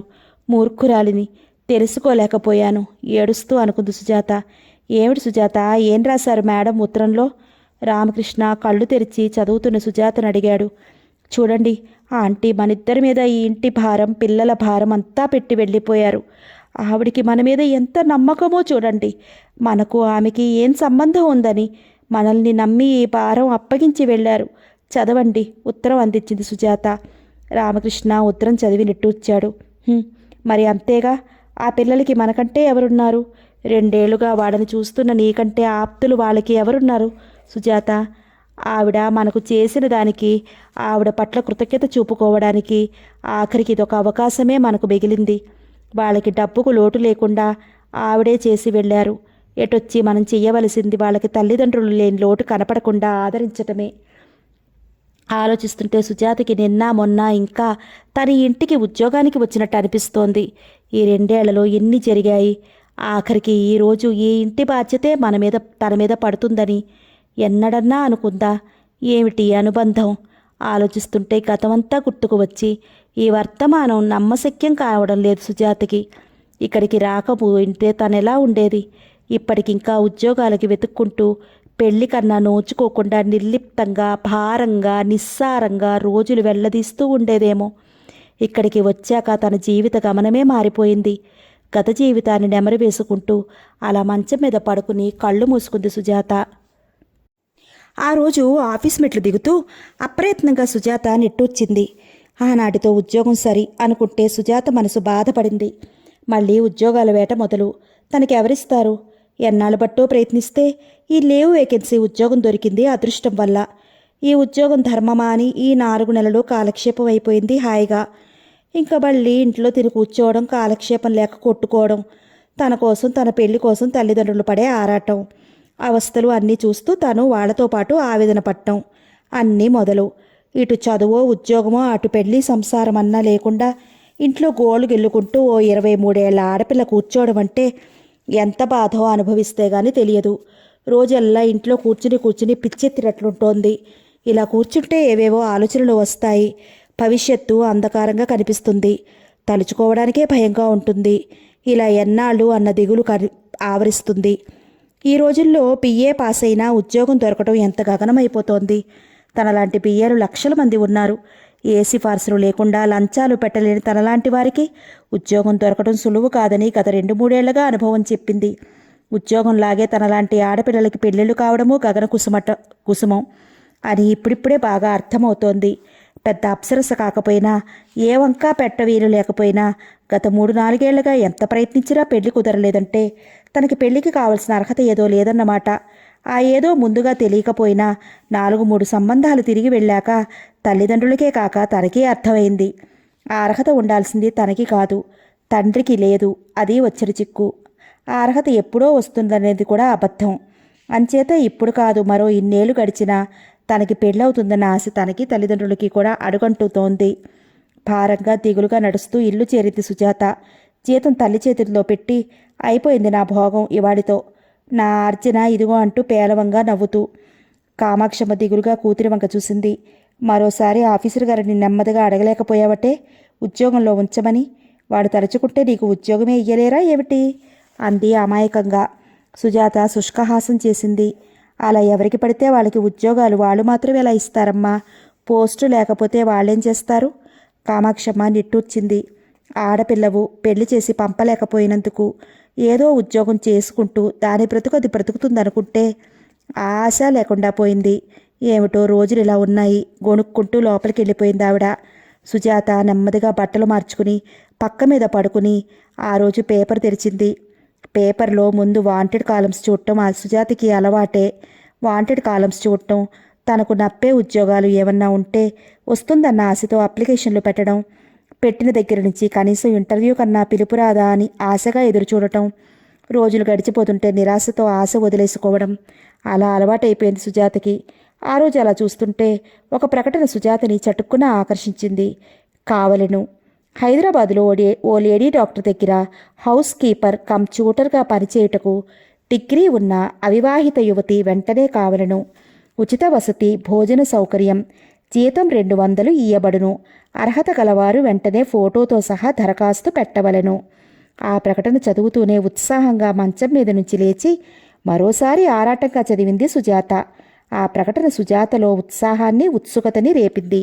హౌస్ కీపర్ కమ్ ట్యూటర్ ఉద్యోగం. ఇదేదో క్రొత్తగా ఉంది. మన దేశంలో ఇలాంటి హౌస్ కీపర్లని ఎవరు పెట్టుకుంటారు? బహుశా ఆవిడ డాక్టర్ కనుక ఇల్లు వాకిలి చూసుకునే తీరిక లేదు కాబోలు. పిల్లలున్నారు కాబోలు. ట్యూటర్గా కూడా ఉండాలన్నారు. నిజంగా ఈ ఉద్యోగం వస్తే ఎంత బాగుంటుంది. హాయిగా ఇంటి పట్టుడు కూర్చునే ఉద్యోగం, 200 జీతం, అదే తిండి ఖర్చు అన్నీ వాళ్ళు భరించి. ముందు అప్లికేషన్ వెంటనే పెట్టేయాలి. వచ్చేది మానేది తన అదృష్టం. తన ప్రయత్నం తను చేయాలి. సుజాత అప్పటికప్పుడే అప్లికేషన్ రాసేసి 2 ఏళ్ల క్రితం పెళ్లి చూపుల కోసం తీర్చుకున్న ఫోటో ఒకటి జతపరిచి కవర్ అంటించేసింది. అప్పటికప్పుడే వీధి చివర పోస్ట్ డబ్బాలో పడేసి వచ్చే వరకు సుజాత ఆరాటం తగ్గలేదు. ఎండలో ఎక్కడికి వెళ్ళావే అన్న కామాక్షమ్మకి ఏదో ఉద్యోగం అప్లికేషన్లే, పోస్టేసి వచ్చాను అని మాత్రం చెప్పింది సుజాత. వివరాలు ఇప్పుడెందుకు, వచ్చినప్పటి సంగతి కదా, అప్పుడు చూసుకోవచ్చని తల్లికి తండ్రికి ఆ ఉద్యోగం సంగతి చెప్పలేదు సుజాత. హైదరాబాద్ ఎక్స్ప్రెస్ బయలుదేరడానికి సిద్ధంగా ఉంది. 3rd క్లాస్ స్లీపర్ కోచ్లో కిటికీ దగ్గర కూర్చుంది సుజాత. తండ్రి సూర్యనారాయణ గారు ఆఖరి క్షణాల్లో కూతురికి ఇంకా ఏవేవో జాగ్రత్తలు బోధిస్తూ అప్పగింతలు పెడుతున్నారు. వెళ్ళగానే అన్ని వివరాలు రాయమ్మా. ఆ ఇంట్లో ఎవరెవరుంటున్నారో, నీవేమేం పనులు చేయాలో, నీకు అన్నీ వచ్చాయో లేదో, అన్నీ నచ్చాయో లేదో అన్నీ రాయి సుమా. జాగ్రత్త, కొత్త ఊరు. దిగగానే స్టేషన్కి ఎవరు రాకపోతే కంగారు పడకు. అడ్రస్ ఉంది కదా, ఆటో రిక్షా ఎక్కి తిన్నగా తీసుకెళ్ళమను. పగలేగా, భయం ఉండదులే. ఇదిగో ఈయన హైదరాబాదు వెళుతున్నారు. ఈయనతో చెప్పాను, దిగగానే నిన్ను ఆటో ఎక్కిస్తారు. నీకేం కావలసినా ఆయన అడుగు. గాభరాగా ఏదేదో చెప్పేస్తున్నాడు సూర్యనారాయణ గారు. మరేం పర్వాలేదు నాన్న, మీరేం గాబరా పడకండి. అంత చిన్నపిల్లనా, నోట్లో నాలిక లేదేమిటి నాకు? అడ్రస్ ఉందిగా, ఇల్లు కరుక్కుని వెళ్ళగలను. మీరేం దిగులు పడకండి. సుజాత నవ్వుతూ అంది. ఏమిటోనమ్మా, వద్దంటే వినకుండా బయలుదేరావు. ఆడపిల్లవి, పొరుగురు మొదటిసారి వెళ్తున్నావు, గాబరా కాదా? రైలు కోత పెట్టింది. మరి ఉంటా, వెళ్ళగానే ఉత్తరం రాయి సుమా. నచ్చకపోతే వెంటనే వచ్చే, ఈ ఉద్యోగం కాకపోతే మరొకటి. కదులుతున్న రైలు వెంట నడుస్తూ ఇంకా ఏదో అంటున్న తండ్రికి చెయ్యి ఊపింది సుజాత. ఉండు నాన్న, నా కోసం దిగిలేం పడద్దు, చేరగానే రాస్తాను అంది. రైలు కనుమరుగయ్యే వరకు అలా చూస్తూ నిలుచుని వెనుతిరిగారు సూర్యనారాయణ గారు. ఆయనకు అలా కూతురు నొక్కర్తిని క్రొత్త ఊరు ఉద్యోగానికి పంపటం నిజానికి ఇష్టం లేదు. కానీ ఏం చేయగలడు? పరిస్థితుల్లో రాజీ పట్టం మినహా దొరికిన ఉద్యోగం, సుజాత ఎంతో ఇష్టపడిన ఉద్యోగం. దొరికిన తర్వాత ఆమెను ఎలా ఆపగలరు? పెళ్లి చేయకపోయినందుకు కనీసం ఆమె బ్రతికే అవకాశం దొరికినప్పుడు అభ్యంతరం ఎలా పెట్టగలరు? కూతురు సంపాదన కోసం ఆయన ఎప్పుడూ ఆశపడలేదు. కనీసం తన బ్రతుకు తను బ్రతికితే చాలనుకున్నారు. అదేదో ఉన్న ఊళ్ళో అయితే సంతోషంగా ఉండేది. పై ఊరు ఆడపిల్ల అని ఆలోచించారు కానీ సుజాత పట్టుదల వల్ల అభ్యంతరాన్ని వదులుకున్నారు. కనీసం మొదటిసారి సుజాత వెంట వెళ్ళి అక్కడ దింపి ఆ ఉద్యోగం పరిస్థితులు, ఆ వాతావరణం అన్నీ చూసి రావాలనుకున్నారు ఆయన. కానీ సుజాత ప్రయాణానికే నెలాఖరులో డబ్బు లేక అప్పు చేయాల్సి వచ్చింది. తను వెంట వెళ్ళడం అంటే మరో 50 రూపాయలు ఖర్చని వెనక్కి తీయక తప్పలేదు. అయినా సుజాత అన్నట్లు ఆమె బ్రతకడానికి తయారవుతున్నప్పుడు ఈ చిన్న చిన్న అవాంతరాలను ఎదుర్కోలేకపోతే రేపటి నుంచి ఎలా ఒంటరిగా జీవిస్తుంది అనుకుని మనసుకి నచ్చ చెప్పుకున్నారు ఆయన. ఎంత నచ్చ చెప్పుకున్నా మొదటిసారి సుజాత ఇంటిలోంచి వెడుతుంటే కూతురిని అత్తవారింటికి పంపుతున్నట్టే అనిపించింది సూర్యనారాయణరావు గారికి, కామాక్షమ్మ గారికి. నెమ్మదిగా కాళ్ళు ఇడ్చుకుంటూ దిగులుగా ఇంటి మొహం పట్టారు సూర్యనారాయణ గారు. వేగంగా పరిగెడుతున్న రైలులో కిటికీ దగ్గర కూర్చుని అలా బయటికి ఆలోచిస్తుంటే ఇంకా తనకి ఉద్యోగం వచ్చిందన్న విషయం తనే నమ్మలేకపోతోంది. అప్లికేషన్ పంపిన 10 రోజులకే తనకి ఉద్యోగం ఇస్తున్నట్లు, వెంటనే వచ్చి చేరమని వచ్చిన జవాబు చూసి ఓ క్షణం అలా నోట మాట లేనట్టుండిపోయింది. తర్వాత సంతోషాశ్చర్యాలతో ఆ ఉత్తరం పదే పదే చదువుకుంది. కళలో కూడా అనుకోని సంఘటన జరిగినందుకు సంతోషంలో తప్పిప్పైపోయింది. ముందు తల్లి తండ్రి కాస్త అభ్యంతరాలు చెప్పినా మరో గత్యంతరం లేక అంగీకరించటం, మరో 3 రోజుల్లోనే ప్రయాణానికి సిద్ధపడటం. ఇప్పటికీ ఇదంతా నమ్మశక్యం కానట్టే ఉంది సుజాతకి. తను వెళ్ళబోయే ఇల్లు ఎలా ఉంటుందో, ఆ డాక్టర్ ఎలా ఉంటారో, తనేం చేయాలో అక్కడ, తను వాళ్ళకి సంతృప్తికరంగా అన్నీ చేయగలదా? ఏవేవో ప్రశ్నలు, అనుమానాలు, సందేహాలతో ఏదో గొప్ప అడ్వెంచర్ చేయడానికి వెళుతున్నట్టు చేస్తున్నంత ఎక్సైటింగ్గా ఉంది సుజాతకి. రైలు సికింద్రాబాద్ చేరగానే సుజాత ఆరాటం, ఆతృత మరింత హెచ్చింది. తను ఫలానా తారీఖున వస్తున్నట్లు ఉత్తరం రాసింది ఆమెకి.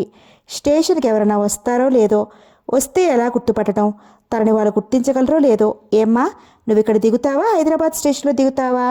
సూర్యనారాయణ గారు అప్పగించిన ఆయన సికింద్రాబాద్ రాగానే అడిగారు.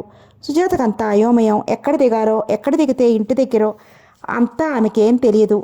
మీరిక్కడే దిగుతారా అంది సుజాత. అవునమ్మా, ఇక్కడ అనవసరంగా ఓ అరగంట కూర్చునే కంటే ఓ పావుల రిక్షాకు ఎక్కువైనా ఇంటికి తొందరగా చేరవచ్చన్నాడు.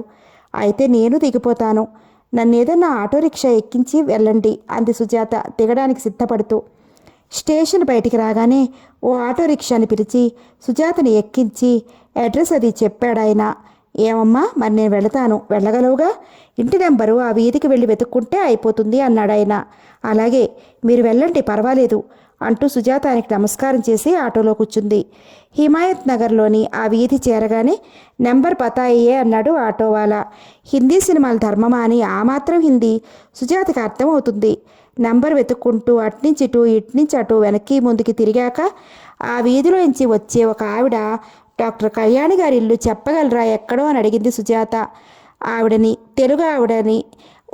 తెలుగు ఆవిడ అని రూపురేఖలు పట్టి గ్రహించి, డాక్టర్ గారిదా, అదుగో ఈ సందు చివర కుడివైపుకి తిరగగానే కనిపించే 2వ మేడే అందావిడ. అమ్మయ్య అనుకుంది సుజాత. ఆటో ఇంటి ముందు ఆగింది. డాక్టర్ కళ్యాణి అన్న బోర్డు గేటుకే ఉంది.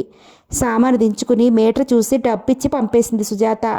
పెట్టె ఒక చేత్తో, బాస్కెట్ ఒక చేత్తో పట్టుకుని లోపలికి అడుగు పెట్టింది. ఇల్లు చాలా ఆధునికంగా అందంగా ఉంది.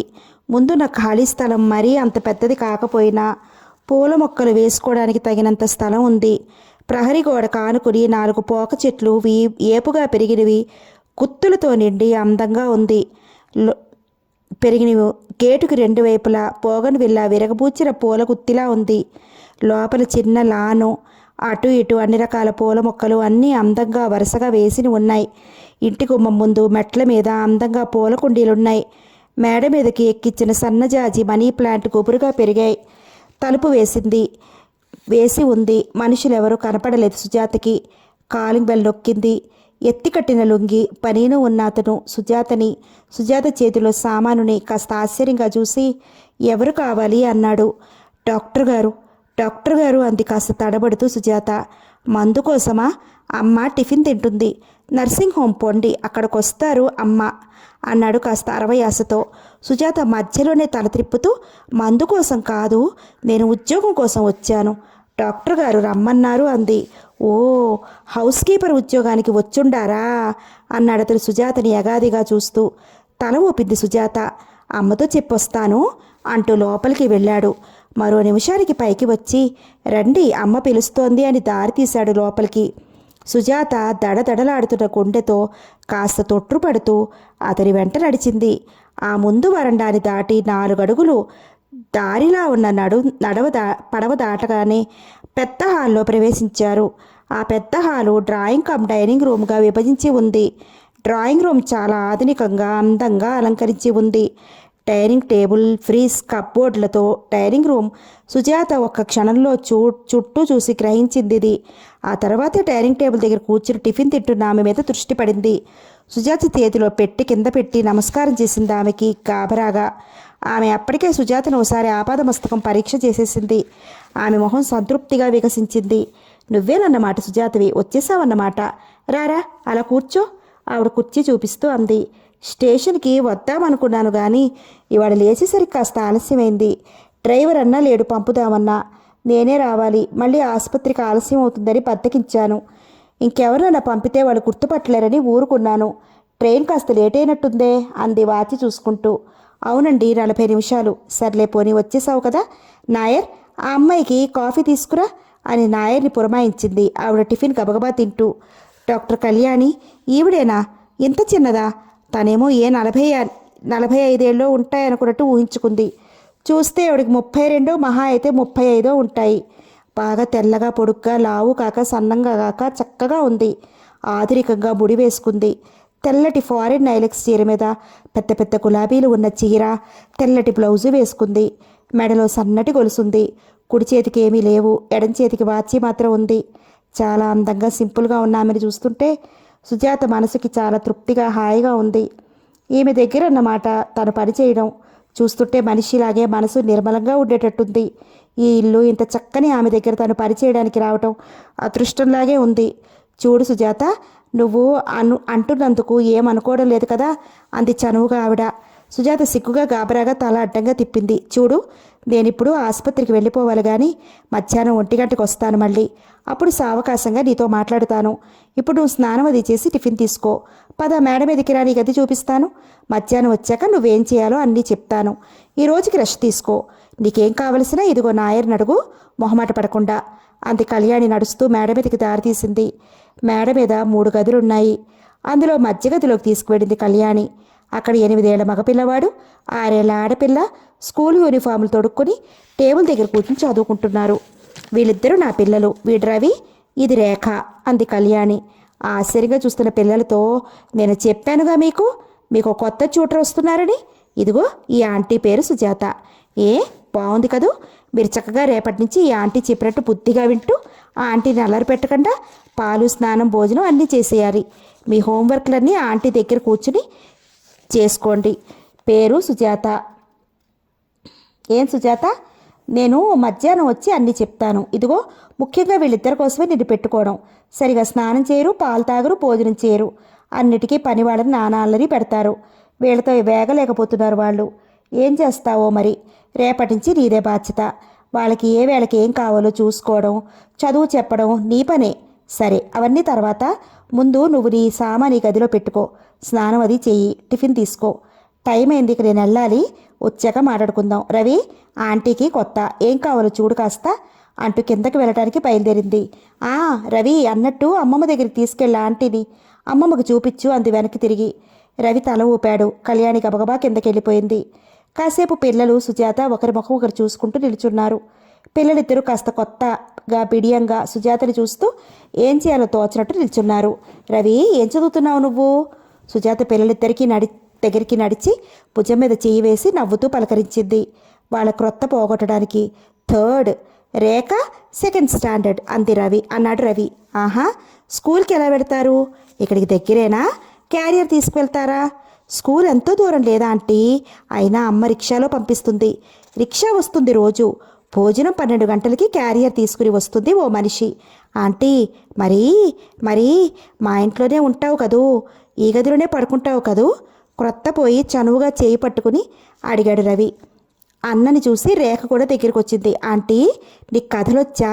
కుతూహలంగా అడిగింది. పిల్లలిద్దరిని చూస్తే సుజాతకి ముచ్చట వేసింది. ఇద్దరూ తెల్లగా బొద్దుగా ఉన్నారు. రేఖ అయితే డాక్టర్ గారిలాగే ఉంది. పిల్లలిద్దరికీ ఆరాటం, అమాయకత్వం అది చూస్తే సుజాతకి జాలి అనిపించింది. పాపం తల్లి ఎప్పుడూ ఇంట్లో ఉండదు. వాళ్ళ సంగతి చూడడానికి ఆవిడకి టైం ఉండదు. అంచేత తనతో మాట్లాడటానికి తమ సంగతి చూసి తమతో ఉండే మనిషి కనిపించగానే వాళ్ళకి ఏదో సంతోషంగా ఉంది కాబోలు అనుకుంది సుజాత.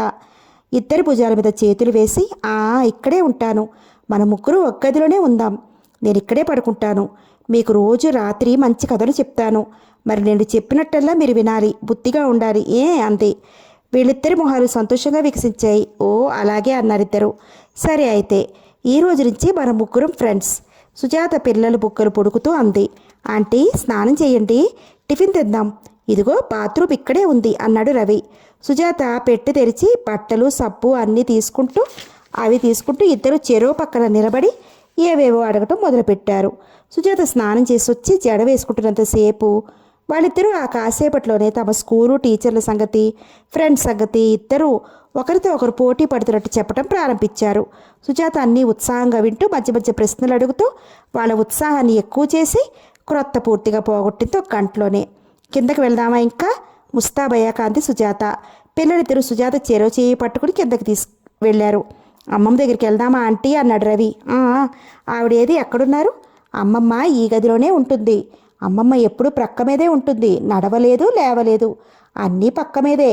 అమ్మమ్మకి పక్షవాతమట, మమ్మీ చెప్పింది అంటూ రవి మెట్ల పక్కనే ఉన్న గదిలోకి తీసుకెళ్లాడు.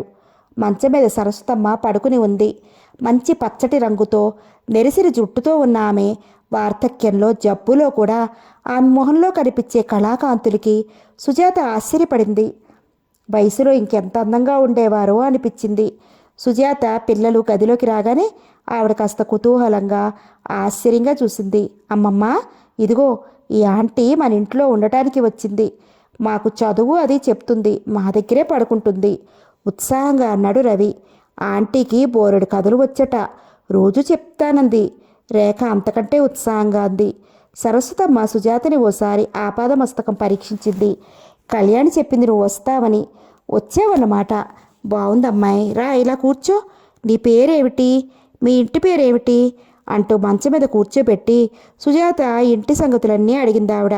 సుజాత వినయంగా అన్నిటికీ జవాబులు చెప్పింది.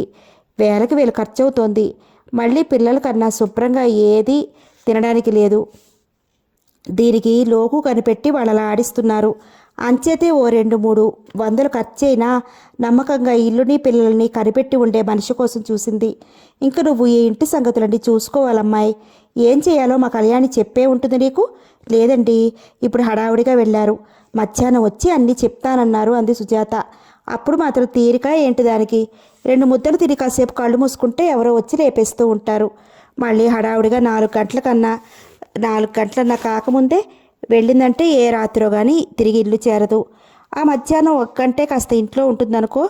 ఇన్నాళ్ళు నేను ఇంట్లో ఉండి చూసుకునేదాన్ని కనుక సరిపోయేది. ఇదిగో ఈ ఏళ్ళద్దరి నుంచి నాకు ఈ రోగం వచ్చి కదలలేక పక్కలో పడుకుంటున్నాను. అప్పటి నుంచి దానికి అవస్థలు మొదలు. ఏమిటో ఈ రోగం తగ్గదు మానదు. అలా ప్రక్కన అంటి పెట్టుకుని ఏడుస్తున్నాను, అందరికీ బరువయ్యి ఆవిడ దైన్యంగా అంది. అలా అనకండి, బరువుకేముంది, మీరేం చేస్తారు జబ్బు వస్తే? బరువు కాక మరేమిటమ్మాయి, దానిక తీరుబాటు లేదు. నేనా కాళ్ళు చెయ్యి లేని దాన్ని, నాకు అన్నం దగ్గర నుంచి ప్రక్క మీదే తినిపించాలి. ఆ నాయరు అన్నం తీసుకొచ్చి తినిపిస్తుంటే ప్రాణం చచ్చినట్టుంటుంది. కానీ ఏం చేయను, మరో గతి లేదు. ఎన్నాళ్ళో ఈ బ్రతుకు. ఆ పని మనిషి మొహం కడిగించి బట్టలు మారుస్తుందనుకో. ఇంత బ్రతికి వాళ్ళ చేత తిండి ఎలా తినను?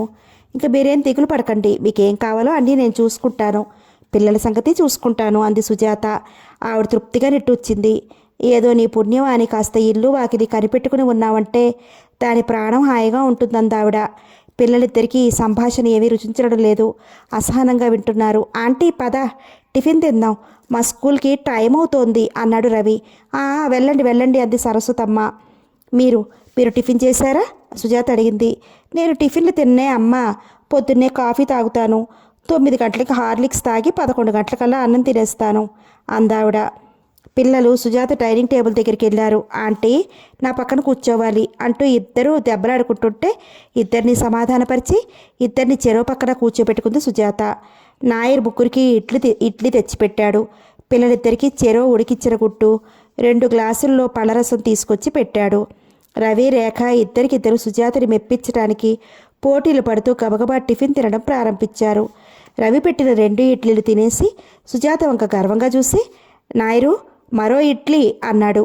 రేఖ తనకి పెట్టినవి 2 పూర్తి చేయలేక నానా అవస్థ పడుతుంటే నాకు మరోటితే అంది. సుజాత ఇద్దరి తాపత్రయం గమనించి నవ్వుకుంది.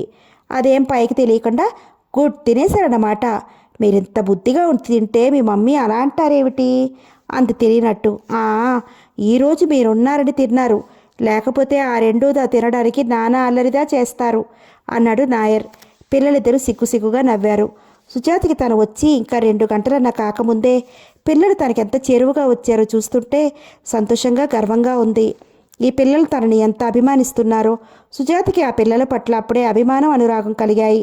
ఇంత చక్కని ఇల్లు, ఇంత మంచి పిల్లలు, ఈ డాక్టర్ గారు అన్నీ చూస్తుంటే తనకి ఉద్యోగం దొరకడం అదృష్టం అనిపించింది. తను నమ్మకంగా ఈ ఇంటి బాధ్యత తీసుకుంటే డాక్టర్ గారికి ఎంత ఆటవిడుపులా ఉంటుందో. రేపటి నుంచి ఆవిడికి పిల్లలకి ఎవరికి ఏ లోటు రాకుండా అన్నీ చక్కదిద్దుకుంటూ వాళ్ళందరూ తను ఉండటం వల్ల హాయిగా ఉన్నామనుకుంటే అంతకంటే ఇంకేం కావాలి. తను చేయాల్సిన పనులు ఏమీ కష్టమైనవి కాదు. వంటకి మనిషి, పై పనులకి దాసి ఉన్నారు. ఎటొచ్చి ఎవరెవరికి ఏం కావాలో వేళ పట్టున అమర్చడం, ఓస్ ఇంతేగా. హాయిగా నీడ పట్టును కూర్చుని చేసే ఉద్యోగం. సుజాతకి చాలా సంతోషంగా ఉంది. వచ్చే ముందు ఎన్నో అనుమానాలు, సందేహాలు, ఎలాంటి వాళ్ళో ఎలా ఉండాలో అనుకుంటూ భయపడింది. కానీ వచ్చి 2 గంటలైనా కాకముందే పాత మనిషిలాగా అప్పుడే ఆ ఇంట్లో పిల్లల మధ్య ఇమిడిపోయింది సుజాత. పిల్లలిద్దరూ 9:30కి స్కూల్కి వెళ్ళారు. సుజాతకి టాటా చెప్పి డాక్టర్ గారు 1 గంట లోపల రారు. ఈ లోపల ఏం చేయాలి, ఏం చేయడమో సుజాతకి తోచలేదు. వంటింట్లోకి వెళ్ళింది. వంటిల్లో ఆధునికంగా కట్టారు. షెల్ఫ్లు, నిలుచుని వండుకోవడానికి వీలుగా గట్టు, గ్యాస్ స్టవ్, వాష్ బేసిన్ అన్నీ ఉన్నాయి. అయితే గది గోడల నిండా నూనె మరకలు, క్రిందంతా బురద అడుగుజాడలు, తరిగిన కూరల తుక్కు ఓ ప్రక్క, అడ్డదిడ్డంగా పడి ఉన్న గిన్నెలు, ఏది ఉండాల్సిన స్థానంలో కాక నానా గలీజుగా ఉంది. గది చూసి ఇలా ఉంచారేమిటి ఈ నాయర్ గదిని, తను ఇక మీదట శుభ్రంగా ఉంచాలి అనుకుంది. నాయర్ అటు ఇటు తిరుగుతూ వంట చేస్తున్నాడు చాలా బిజీగా. మాటలు కలిపి ఇంటి సంగతులు ఏమన్నా అడగాలనిపించింది సుజాతకు. కానీ నాయర్ సుజాతని చూసి చూడనట్టు పని చేసుకుంటున్నాడు. ముభావంగా ఉన్న నాయర్ని ఏమని అడగాలో తోచలేదు. వంట చేస్తున్నావా? ఏం కూర చేయమన్నారు ఇవాళ? వంట ఏం చేయాలో డాక్టర్ గారు రోజు చెప్తారా? ఆవిడేం చెప్పరు, నా ఇష్టం వచ్చింది నేనే చేసేస్తాను అన్నాడు గర్వంగా నాయర్. నాయర్కి సుజాత రాక ఏమాత్రం ఇష్టం లేదు. ఎన్నాళ్ళు ఇంట్లో ఎవరు లేకుండా అతని ఇష్టం వచ్చినట్టు యథేచ్ఛగా ఉండేవాడు. ఎన్నిసార్లు కాఫీ చేసుకుని తాగినా, ఎంత టిఫిన్ తిన్నా, ఎంత దుబారా చేసినా, ఎంత డబ్బు మిగుల్చుకున్నా, పని మనిషికి ఎంత పెట్టినా చూడడానికి ఎవరు ఉండేవారు కాదు ఇంట్లో. హాయిగా ఇష్టారాజ్యం ఏలుతున్న నాయర్కి సుజాత రావడం ఏమాత్రం ఇష్టం లేదు. తన మీద కాపలాకి ఓ మనిషి వస్తుందంటే అతనికి చాలా చిరాకుగా, అసంతృప్తిగా ఉంది. అంచేత వచ్చే మనిషికి ముందే తనకు ఆ ఇంట్లో ఎంత హోదా ఉందో, తను లేకపోతే ఏదీ జరగదని, హౌస్ కీపర్ ఆజ్ఞలు, అధికారాలు తన మీద ఏం పనికిరావని తెలియజెప్పారని నిశ్చయించుకున్నాడు. అమ్మగారుదా, నేనేం చేసినా ఏమీ అనరు. ఇంటి సంగతిదా, అంతా నేనే చూస్తాను, అంతా నా ఇష్టమే, అమ్మ ఏమీ చెప్పదు అన్నాడు. ఆహా, ఆవిడికి పాపం తీరుబాటు ఉండదు కదా అంది సుజాత. తీరుబాటుగా ఉండదు, ఉన్నా అంతా నేను సరిచేస్తానని ఆమెకి తెలుసు, అందుకే ఏమీ చూడరు అన్నాడు గర్వంగా. సుజాతకి నవ్వొచ్చింది వాడి మాటలు, యాక్షను చూస్తే. నిజంగా ఆవిడికి వంట మనిషి మీద అంత నమ్మకం ఉంటే మళ్ళీ వాళ్ళందరి మీద అజమాయిషీకి ఓ 200-300 ఖర్చు చేసి హౌస్ కీపర్ని ఎందుకు పెట్టుకుంటుంది అనుకుంది సుజాత. ముసలావిడ వీడుత్త దొంగ అని కోర పెట్టింది ఇందాక. వీడు చూస్తుంటే ఇంటి బాధ్యత అంతా తనే మోస్తున్నట్టు కలరింగిస్తున్నాడు. సుజాత ఏం అనకుండా మాట మార్చింది. పిల్లలకి ఎన్ని గంటలకు క్యారియర్ పంపాల్సింది, ముసలావిడికి ఎన్ని గంటలకి భోజనం పెట్టాల్సింది అడిగింది. ఆ సంగతుల మధ్య సుజాతకి ఇంటి యజమాని సంగతి గుర్తుకు వచ్చింది. అన్నట్టు ఆమె భర్త ఏం చేస్తారో, ఆయన సంగతే ఎవరు చెప్పలేదే అనుకుంది. అన్నట్టు అయ్యగారికి ఏం పని అడిగింది సుజాత నాయరుని. నాయర్ అదోలా నవ్వి ఏం పని లేదు అన్నాడు. అదేమిటి ఉద్యోగం చేయరా? ఏం చేస్తారు అంది కాస్త ఆశ్చర్యంగా. భోజనందా చేస్తారు వ్యంగ్యంగా అన్నాడు నవ్వి. సుజాత తెల్లబోయింది వాడి మాటలలో వ్యంగ్యానికి. యజమాని గురించి అంత హేళనగా మాట్లాడినందుకు కాస్త కోపం వచ్చింది. అంతే, ఉద్యోగం ఏమీ లేదా? డాక్టర్ గారేనా పనిచేసేది? వింతగా చూస్తూ అంది. అమ్మగారుదా పనిచేస్తారు, అయ్యదా ఖర్చు పెడతారు అన్నాడు ఓ వంకర నవ్వు నవ్వి. క్లబ్బులకు వెళ్తారు, పేక ఆడతారు అన్నాడు. సుజాతకి ఏమీ అర్థం కాలేదు. ఏదో వింతగా ఉంది వ్యవహారం అనుకుంది. ఆయన ఉద్యోగం సద్యోగం లేకుండా భార్య సంపాదిస్తుంటే తిరిగి కూర్చుంటారా? అలాంటి మనిషిని ఏమీ ఎలా వివాహం ఆడింది? భార్య సంపాదన తింటూ ఆయన ఎలా బ్రతుకుతున్నాడు? ఎన్నో అనుమానాలు ఒక్కసారిగా చుట్టుముట్టాయి సుజాతని. కానీ వంటవాడిని అవన్నీ అడగటం ఉచితం కాదనిపించింది. నెమ్మదిగా తనకే తెలుస్తాయి ఇంట్లో ఉంటే అనుకుంది. ఆయన ఇంట్లో లేరా అంది నెమ్మదిగా. అంతలో కాలింగ్ బెల్ మ్రోగింది. అదిగో అయ్య లేచాడు అన్నాడు నాయర్. ఫ్లాస్క్లో కాఫీ కప్పులోకి వంచి మేడ మీదకు తీసుకెళ్లాడు. సుజాత ఆశ్చర్యపోయింది. ఇంకా నిద్రపోతున్నారా? నాయర్ వెళ్ళాక వంటగదిలో నుంచి డ్రాయింగ్ రూమ్లోకి వచ్చింది. ఏం చేయడానికి తోచక పుస్తకాల షెల్ఫ్ దగ్గర నించుని పుస్తకాలు చూడటం ఆరంభించింది. ఆ పుస్తకాలన్నీ చూస్తుంటే సుజాత మనసు సంతోషంతో నిండిపోయింది. తనకెంతో ఇష్టమైన రచయితల ఇంగ్లీష్ నవలలన్నీ ఉన్నాయి.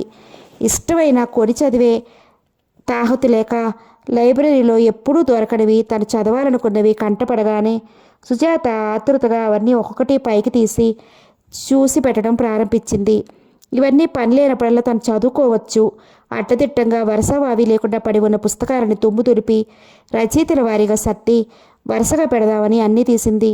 ఎలాగా తీశానని షెల్ఫ్ అంతా తులిపి క్రొత్త పేపర్ పరిచి వరుసగా సర్దడం ప్రారంభించింది. సుజాత పుస్తకాలన్నీ సర్దింది. పాత పేపర్లు, పాత మ్యాగజైన్స్ అన్నీ తీసి ఆ రోజు పేపరు, లేటెస్ట్ వీక్లీలు మాత్రం ఉంచింది సెంటర్ టేబుల్ మీద. ఫిష్ ట్రేల నిండా ఉన్న యాస్ట్రేల నిండా ఉన్న సిగరెట్లు పీకలు పారపోసింది. తివాచి తుమ్ము తులిపి తుడిచేసింది.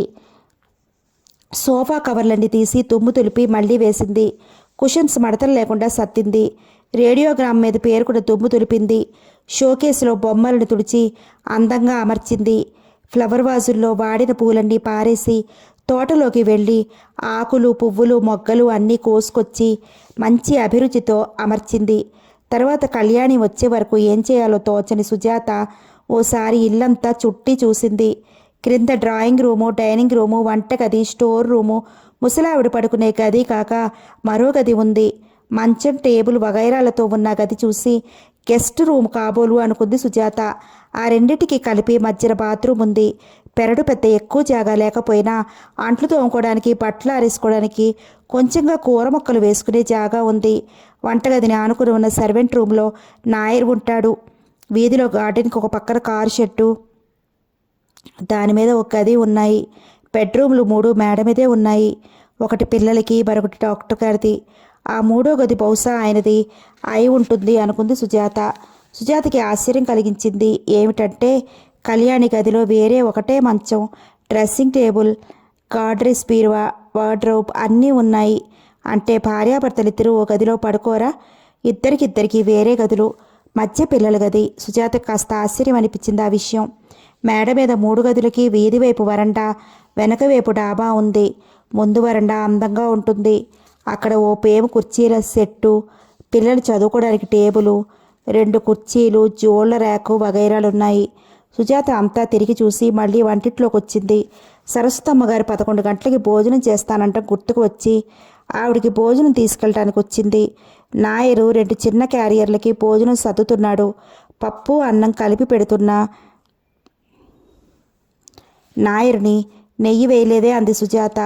నాయర్ చిరాగ్గా నుదురు చిట్లించి నెయ్యి లేదు, కొంచెం ఉంది, అమ్మ కోసం ఉంచాను అన్నాడు. సుజాతకి కాస్త కష్టం అనిపించింది. బహుశా ఈ సంగతి డాక్టర్ గారికి తెలిసి ఉండదు. ఆవిడ నెయ్యి తేవడానికి డబ్బు ఇచ్చే ఉంటారు. ఆ డబ్బు ఖర్చు చేసేదో తెప్పించి దానిలో సగం తెచ్చో ఆ కొంచెం నెయ్యి ఆవిడ మటుకు వేస్తూ ఉండవచ్చు. పిల్లలకి ఏం కలుపుతున్నాడో ఏం పెడుతున్నాడో ఆవిడకి ఎలా తెలుస్తుంది? తెలిస్తే పిల్లలకి వేయకుండా తాను వేసుకుంటుందా? ఏ తల్లి తిరగలదలాగా? పాపం ఎంత సంపాదిస్తున్నా కన్న పిల్లలు ఏం తింటున్నారో చూసుకోవడానికి లేదు. సుజాత నాయరుని అంతకంటే ఏమనలేక ఊరుకుంది. వచ్చిన గంట నుంచి అతని మీద అజమాయిషీ చేయడానికి తనకేం అధికారం ఉంది? సరస్వతమ్మ గారి కోసం కంచంలో అన్నీ పెట్టుకుని ఆవిడ గదిలోకి వెళ్తుంటే అప్పుడే మేడ దిగి వస్తున్న ఆయన్ని చూసి సుజాత కాస్త తొట్టుపడింది. ఆయనే ఇంటి యజమానిని ఎవరు చెప్పనక్కర్లేకుండానే పోల్చుకుంది.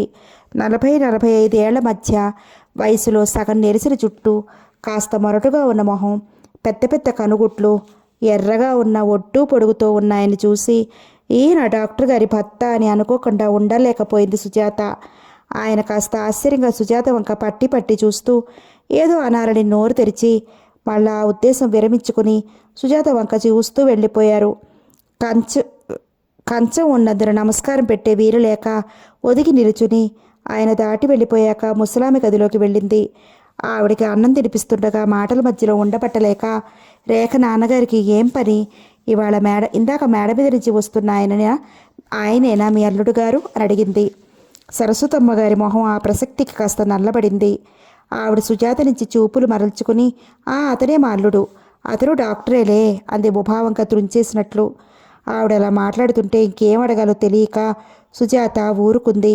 సుజాత ఎంగిలి కంచం తీసుకుని వంటిట్లోకి వెడుతుంటే లోపల రంగారావు నాయరు తన గురించి పోగట్టా చేయడం విని గుమ్మం దగ్గరే ఆగిపోయింది. నాయరుడి వివరాలు అడిగి వంటిట్లో నుంచి వస్తూ గుమ్మం దగ్గర ఉన్న సుజాతని పట్టి పట్టి చూస్తూ వెళ్ళిపోయాడు. 1:30 అవుతుండగా డాక్టర్ కళ్యాణి ఆదరాబాదరాగా వచ్చింది. ఏదో పుస్తకం తిరిగేస్తున్న సుజాత లేచి నిలుచుంది. ఫోన్ చేశావా? లేదు. అదేమిటి? నా కోసం వెయిట్ చేయడం ఎందుకు? తినేయాల్సింది. సరే నాయరు వడ్డించోయ్ అంటూ మేడ మీదకి వెళ్ళింది ఆవిడ. భోజనానికి కూర్చుంటున్న కళ్యాణి దృష్టికి డ్రాయింగ్ రూమ్ నీట్గా ఉండటం కనిపించింది. ఆవిడ మొహం విప్పారింది. నువ్వా ఇదంతా సర్దావు అంటూ మెచ్చుకోలుగా అడిగింది.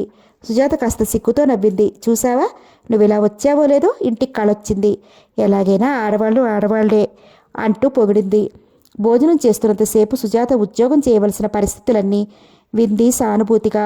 భోజనం పూర్తి చేసి మేడ మీదకి తీసుకెళ్ళింది సుజాతని. తను పక్క మీద వ్రాలి సుజాతకి కుర్చీ చూపించింది.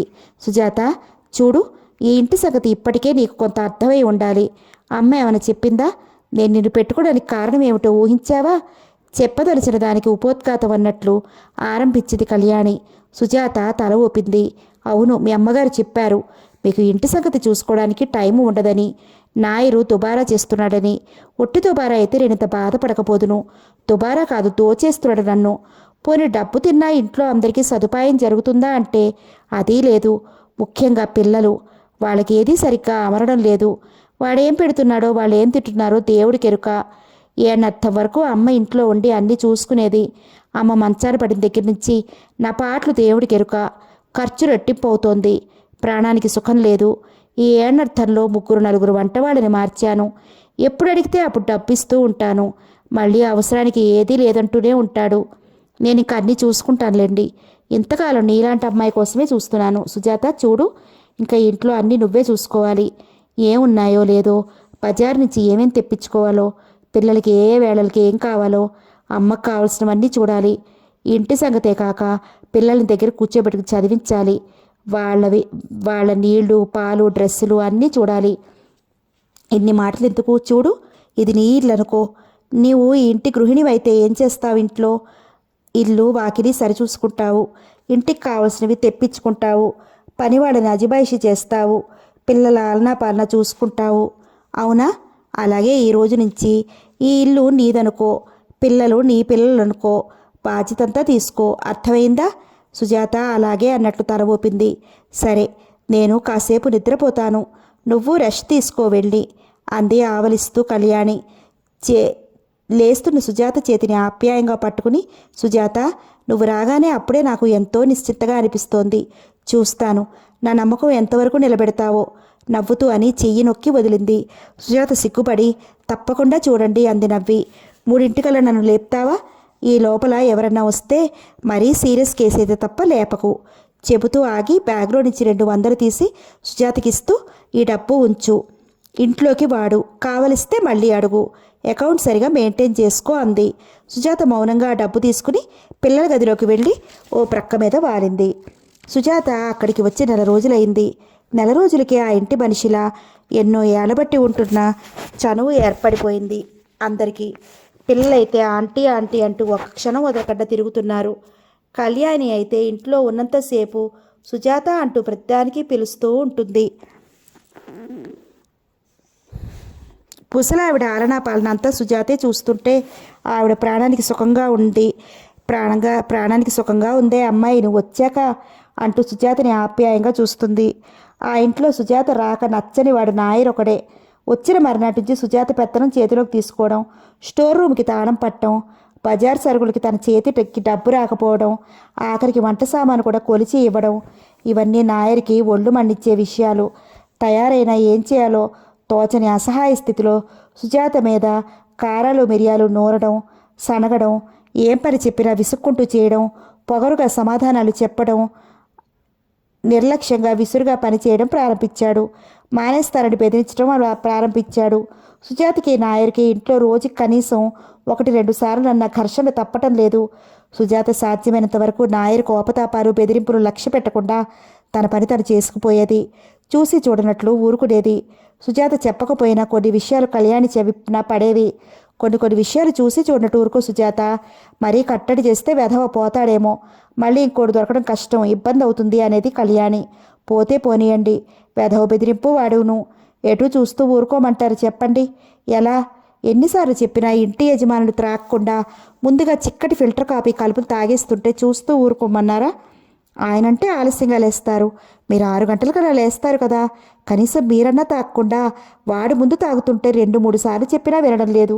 2-3 సార్లు చిక్కటి పాలు తీసుకుని గ్లాసుడు తాగి ఆ వంతు పాలలో నీళ్లు పోయడం, ఆ పని మనిషికి వాడి ఇష్టం వచ్చినప్పుడల్లా కాఫీ ఇవ్వడం, వంటమనిచ్చిన కూరలు బియ్యం పప్పులు సగం పని మనిషికి ఇచ్చేయడం స్వయంగా చూశాను.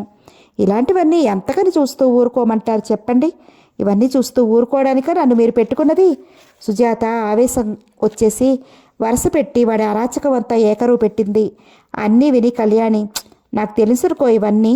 నేను చెప్పేది ఏంటంటే వాడు మానేస్తే ఇబ్బంది అవుతుందని భయం. మానేస్తే మానేయనివ్వండి. వీడు చేసే మాత్రం వంట నాకు వచ్చు. ఇంకోటి ఎవరైనా దొరక్కపోయినా నేను చేసుకుపోగలను. అసలు ఈ వంటవాడితో గొడవ దెబ్బలాటలు హైరాణ పడే కంటే ఆ వంట ఏదో నేనే వండుకుంటే ప్రాణానికి హాయిగా ఉంటుందనిపిస్తుంది నాకు. వాడు మానేస్తారంటే ఈసారి ఖచ్చితంగా చెప్పేయండి. చచ్చినట్టు ఉంటే ఉండు, లేకపోతే పో అనండి. మీకేం ఇబ్బంది లేకుండా నేను చూడగలను అంది సుజాత. సుజాత వంక అభిమానంగా చూసింది కళ్యాణి. వంట కూడా నీ చేత చేయించమంటావా? ఈ పనులన్నీ చాలక? సరే చూద్దాం. ఈసారి మరీ విసిగించినప్పుడు పొమ్మందాం. నువ్వంతా చూసుకోగలనంటే నాకు వాడి అవసరం ఏముంది? హాయిగా ఇల్లంతా నీ చేతిలో పెట్టేసి నిశ్చింతగా ఉంటాను. వాడి పోతే మనస్సంతన్నా తగ్గుతుంది నీకు అంది కళ్యాణి నిశ్చింతగా బరువు బాధ్యత అంతా సుజాత మీదే పెట్టి. ఆ బరువు బాధ్యత అంతా సంతోషంగానే భుజాల మీద వేసుకుంది సుజాత.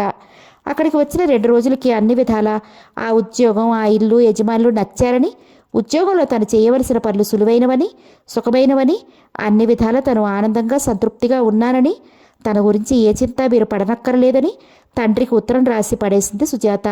అవును, సుజాతకి ఆ ఉద్యోగంలా అనిపించడం లేదు. ఏదో ఆ ఇల్లు తన సొంత ఇల్లు అన్నట్లు, ఆ పిల్లలు తన పిల్లలు అన్నట్లు, తను పెళ్ళయి కాపురానికి వచ్చి ఓ గృహిణిగా బరువు బాధ్యతలు చేపట్టినట్టు అనిపించేది. సుజాత దినచర్య ఉదయం 6 గంటలకల్లా బెడ్ కాఫీ పట్టుకుని కళ్యాణిని లేపడానికి వెళ్ళడంతో ఆరంభమవుతుంది. ఆవిడ కాఫీ ఇచ్చి హాట్ వాటరు బాయిలర్ స్విచ్ వేసి పిల్లల్ని లేపి దగ్గరుండి పళ్ళు తోమిస్తుంది.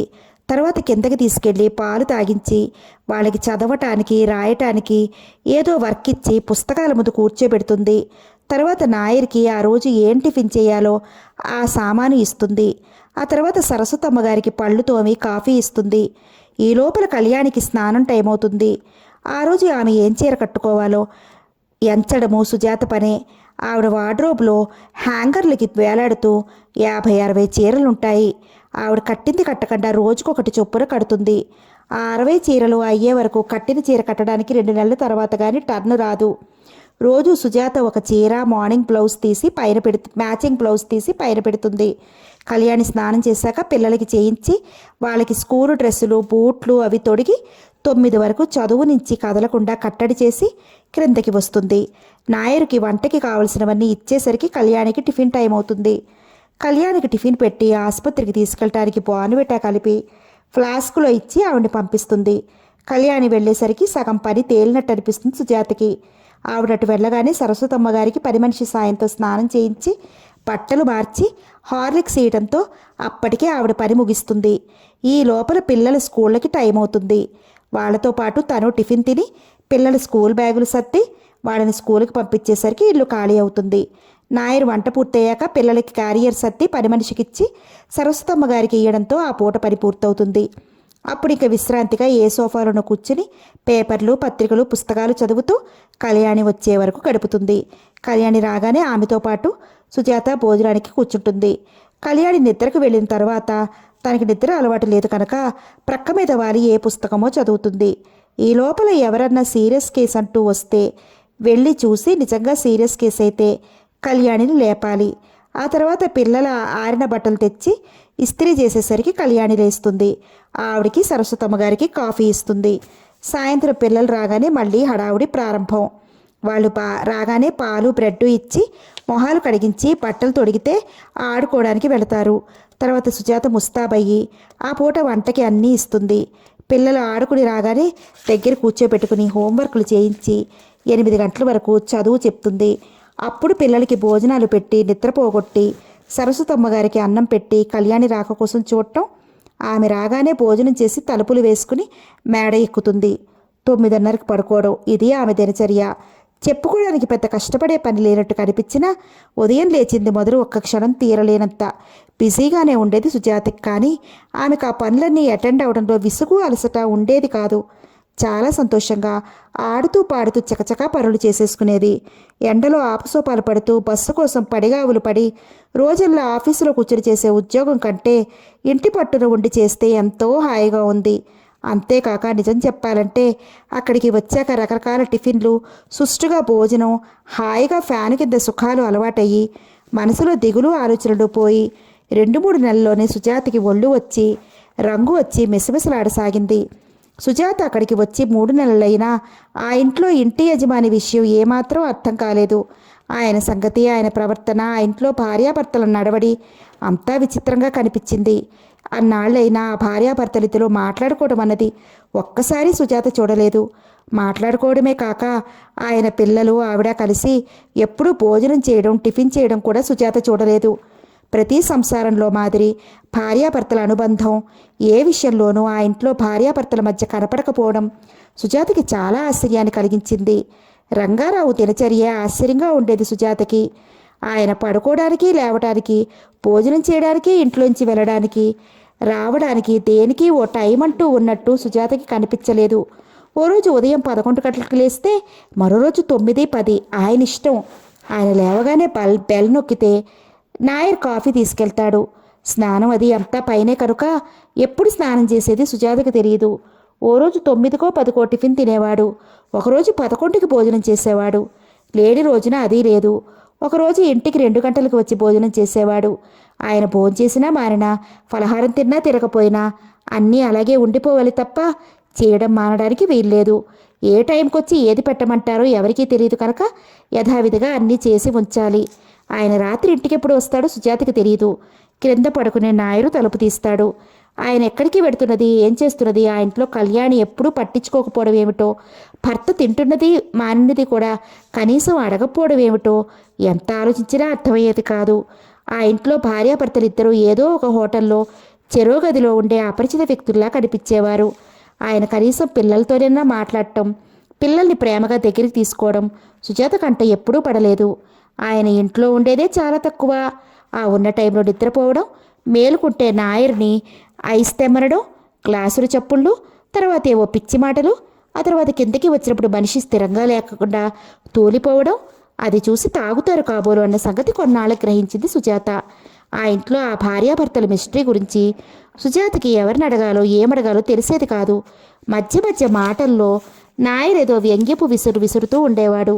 సుజాత మామూలుగా ఏదన్నా అన్నప్పుడు, అయ్యగారా ఆయనెందుకు పనిచేయడం, అమ్మగారు సంపాదిస్తున్నారుగా, సంపాదించడం అమ్మ వంతు, ఖర్చు చేయడం అయ్యగారి వంతు. అయ్య పని నిండా బాగుంది, చక్కగా ఎంత డబ్బు కావాల్సి వచ్చినా అమ్మిస్తుంది. క్లబ్లో పేకాటం, తాగడం, తిని పడుకోవడం. హవ్వా, అందరి మొగాలకి అమ్మగారి లాంటి పెళ్ళాలుంటే ఎంత బాగుంటుంది.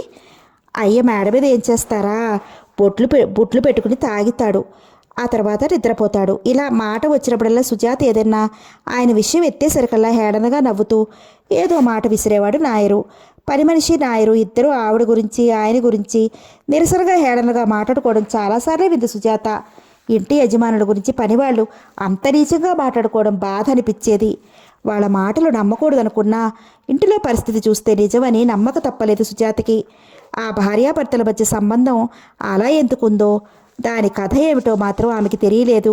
అసలు విషయం పనివాళ్ళకి తెలియదని సుజాత గ్రహించింది. కళ్యాణి దగ్గర ఆయన ప్రసక్తి తెచ్చే ధైర్యం సుజాతకి లేకపోయింది. సుజాత వచ్చిన రెండో రోజున మాత్రం కాబోలు. చూడు సుజాత, ఆ గది మా వారి గది.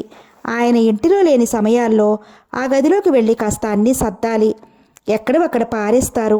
స్టాండ్ నిండా మాసిన బట్టలుంటాయి. చూసి ఉతికించాల్సినవి ఉతికించి చాకలికి వేయాల్సినవి వేయించు. ఆయన ఇంట్లో లేనప్పుడే గది అది తుడిపించాలి. ఉండగా ఎవరూ వెళ్ళడం ఆయనకి ఇష్టం ఉండదు అని మాత్రం చెప్పింది. తర్వాత ఆయన ప్రసక్తి ఏ విషయంలోనూ కళ్యాణి ఎత్తలేదు. తర్వాత సుజాతే ఒకసారి రవి నాన్నగారికి భోజనానికి సరిగా ఇంటికి రారు, రోజు ఫలహారాలు భోజనాలు వేస్ట్ అయిపోతున్నాయి అంది.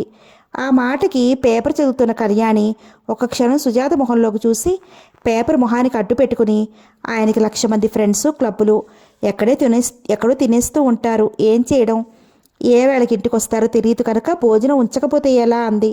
మీరు చెప్పకూడా మధ్యలోనే ఆవిడ మొహం చిట్లించి చెప్తే వినే రకం అయితే బాగానే ఉండును, కానీ ఎవరి కర్మానికి ఎవరి కర్తలు అంది. ఇంకేం అడగలేక ఊరుకుంది సుజాత. కాలింగ్ బెల్ వినిపించి సుజాత ఫ్లాస్క్లో కాఫీ కప్పులో పోసి మేడ మీదకి బయలుదేరింది. రంగారావు గదిలోకి అడుగు పెడుతుంటే ఆమెకి కాస్త భయం అనిపించి చెయ్యి వణికింది. ఆయన గదిలో ఉండగా సుజాత ఆ గదిలోకి వెళ్ళడం అదే మొదటిసారి. ప్రక్క మీద అస్తవ్యస్తంగా పడుకుని ఒంటిన ఉన్న లుంగి చెదిరిపోయిన సంగతి కూడా గుర్తెరగనట్లు పడుకుని ఉన్న ఆయన చూసి సుజాత తొట్టుపడి ఒక్క అడుగు వెనక్కి వేసింది. అడుగుల చప్పుడికి కళ్ళు తెరిచిన రంగారావు గుమ్మల్లో నిల్చున్న సుజాతను చూసి కాస్త చకితుడే లేచి కూర్చుని నాయరేడి అని అడిగాడు. సుజాత బిడియంగా నాయరు నిన్నటి నుంచి పని మానేశాడు అంది. కప్పు ఆయన మంచానికి దగ్గరగా ఉన్న టీపాయ్ మీద పెడుతూ ఎందుకు? చాలా రోజుల నుంచి మానేస్తానంటున్నాడు. అసలు నేను వచ్చిన దగ్గర నుంచి మానేస్తానంటున్నాడు. ఆఖరికి నిన్న దెబ్బలాడి మానేశాడు అంది. ఆయన విసుగ్గా మొహం పెట్టి బాగుంది, వాడిపోతే నాకెలా అంటూ అర్థోక్తిలో ఆపేసి కప్పు అందుకున్నాడు. సుజాత చప్పున గదిలో నుంచి బయటకు వచ్చేసింది. నాయరు మానేగానే ముందుగా సుజాతకు గుర్తుకొచ్చిన విషయం రంగారావు సంగతే. ఇన్నాళ్ళు ఇంటిలిపాది పనులన్నీ తను చేస్తున్నా ఆయన పని ఏది తను చెయ్యలేదు. ఆయనకి కాఫీ అందించటం, ఎప్పుడొస్తే అప్పుడు భోజనం వడ్డించటం, రాత్రి తలుపు తీయడం అన్నీ నాయరు చూసుకునేవాడు. ఇప్పుడు ఇంకా ఆయన పని కూడా తనే చూసుకోవాలన్న సంగతి గుర్తుకొచ్చింది సుజాతకి. 3 నెలలుగా ఇంట్లో ఉన్న ఆయన కంటపడిన సందర్భాలు చాలా తక్కువ. ఆయన గదిలోకి వెళ్ళి ఆయన అవసరాలు చూడాలంటే సుజాతకి కాస్త పిడియం పెరుకు అనిపించింది. ఆ మాట కళ్యాణే అంది. చచ్చాం, ఈ నాయరుగాడు మానేశాడు. మరొకరు దొరికే వరకు తక్కిన పనులు ఎలా ఉన్నా నువ్వు చూసుకోగలిగినా ఆయన గారి పనులకి ఎలా అంది. ఆయనకి ప్రత్యేకంగా చేయడానికి ఏముంది?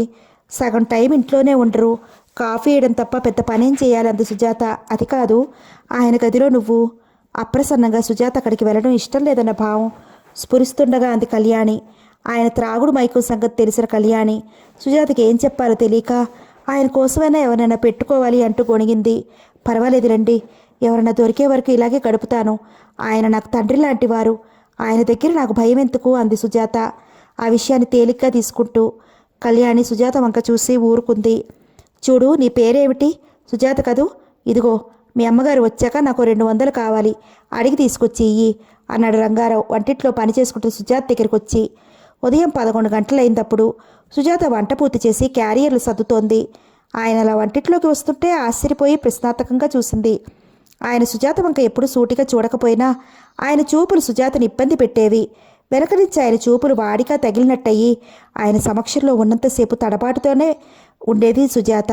మొదటి 1 వారం 10 రోజులు ఆయన మామూలుగానే ఉన్నా ఆ తర్వాత ఆయన చూపుల్లో ఏదో మార్పు కనిపించడం మొదలుపెట్టింది సుజాతకి. నోరు విప్పి తనతో ఏం అనకపోయినా ఆ కళ్ళు తనని ఎలా చూస్తున్నాయో, ఆ చూపులకి అర్థమేమిటో గ్రహించి సుజాత కాస్త గాభరా పట్టం ప్రారంభించింది. అలాంటి విషయం ఎవరితో ఏమని చెప్పాలో సుజాతకి అర్థం కాలేదు.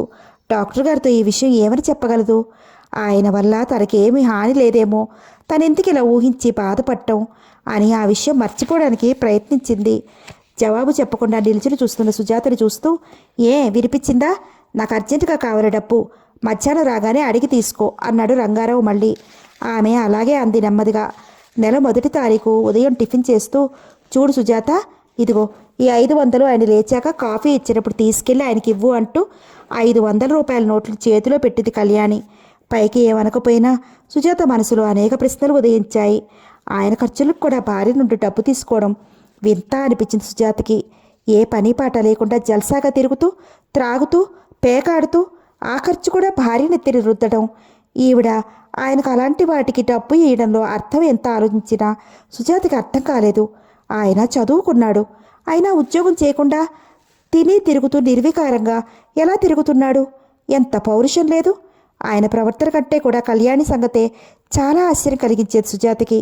ఆవిడ కూడా భర్త ఏం చేస్తున్నా పట్టించుకోకుండా ఊరుకోవడం, పైగా ఆయన ఖర్చుకు కూడా ఈవిడ రాత్రింబవళ్ళు కష్టపడి ఆర్జించి ఇయ్యడం ఏమిటా అని విస్తుపోయేది. తనకు తెలియని రహస్యమేదో ఆ భార్యాభర్తల మధ్య ఉందని మాత్రం సుజాతకి అర్థమయ్యింది. 500 రూపాయలు ఇచ్చి పట్టుమని 10 రోజులు కాలేదు, అప్పుడే అంతా అయిపోయింది కాబోలు. మళ్ళీ 200 కావాలంటున్నాడు అనుకుంది సుజాత. ఇవాళ ఏంటి వంట? రంగారావు చాలా చనువుగా సుజాత ప్రక్కన నిలబడి అన్నం కలుపుతున్న కంచంలోకి చూస్తూ అడిగాడు.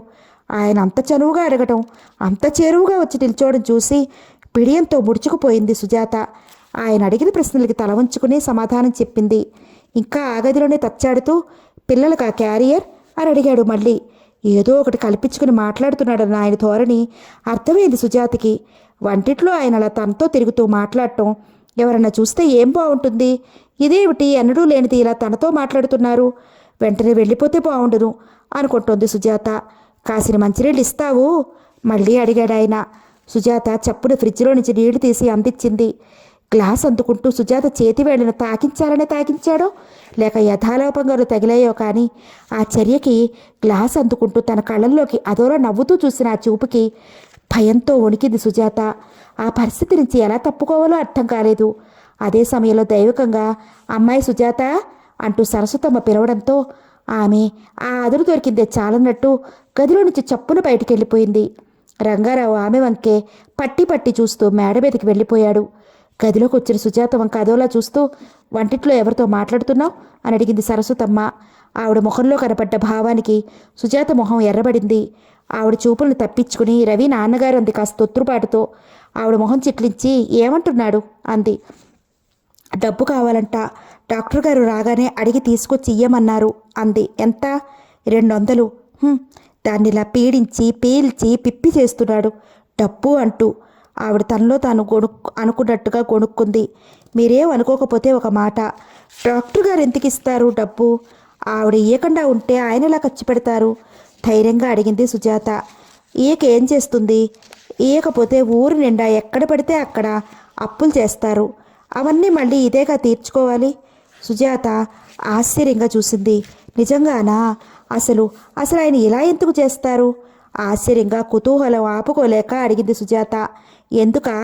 దాని కర్మ, దాని అదృష్టం ఇలా ఉంది. దాని బ్రతుకు బండలైంది కనుక ఎవరితో చెప్పుకోలేక కక్కలేక మింగలేక ఇలా బ్రతికి ఏడుస్తోందది. సరస్వతమ్మ గొంతులో ఏదో అడ్డుపడినట్లు ఇంకా మాట్లాడలేకపోయింది. కళ్ళల్లో తిరిగిన నీరు పమిట కొంగుతో ఒత్తుకుంది. తెల్లబోయి చూసింది సుజాత. ఆవిడ మాటల వల్ల కొత్తగా తెలిసిన సంగతులు ఏవీ లేకపోయినా సుజాత మనసులో ప్రశ్నలు మరిన్ని పుట్టాయి. ఆ ప్రశ్నలకి జవాబు తెలియకపోయినా కళ్యాణి జీవితంలో ఏదో పెద్ద విషాదగాథ ఉందని విషయం మాత్రం అర్థమైంది సుజాతకి. భోగ భాగ్యాలు, చదువు, సంస్కారం అన్నీ ఉండి ఆమెకు బ్రతుకులో సౌఖ్యాలు కరువయ్యాయి అన్న విషయం తలుచుకుంటే సుజాతకి కళ్యాణి పట్ల మరింత సానుభూతి కలిగింది. ఆమె అంటే గౌరవాభిమానాలు మరింత ఇనుమడించాయి.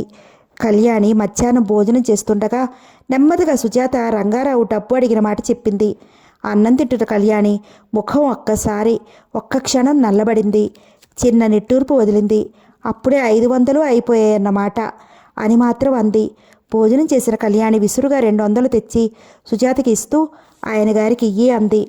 సుజాత డబ్బు పట్టుకుని రంగారావు గదిలోకి వెళ్ళేసరికి ఆయన మంచం మీద పడుకుని ఉండడం చూసి గుమ్మం దగ్గర నిలబడి చిన్నగా తగ్గింది సుజాత.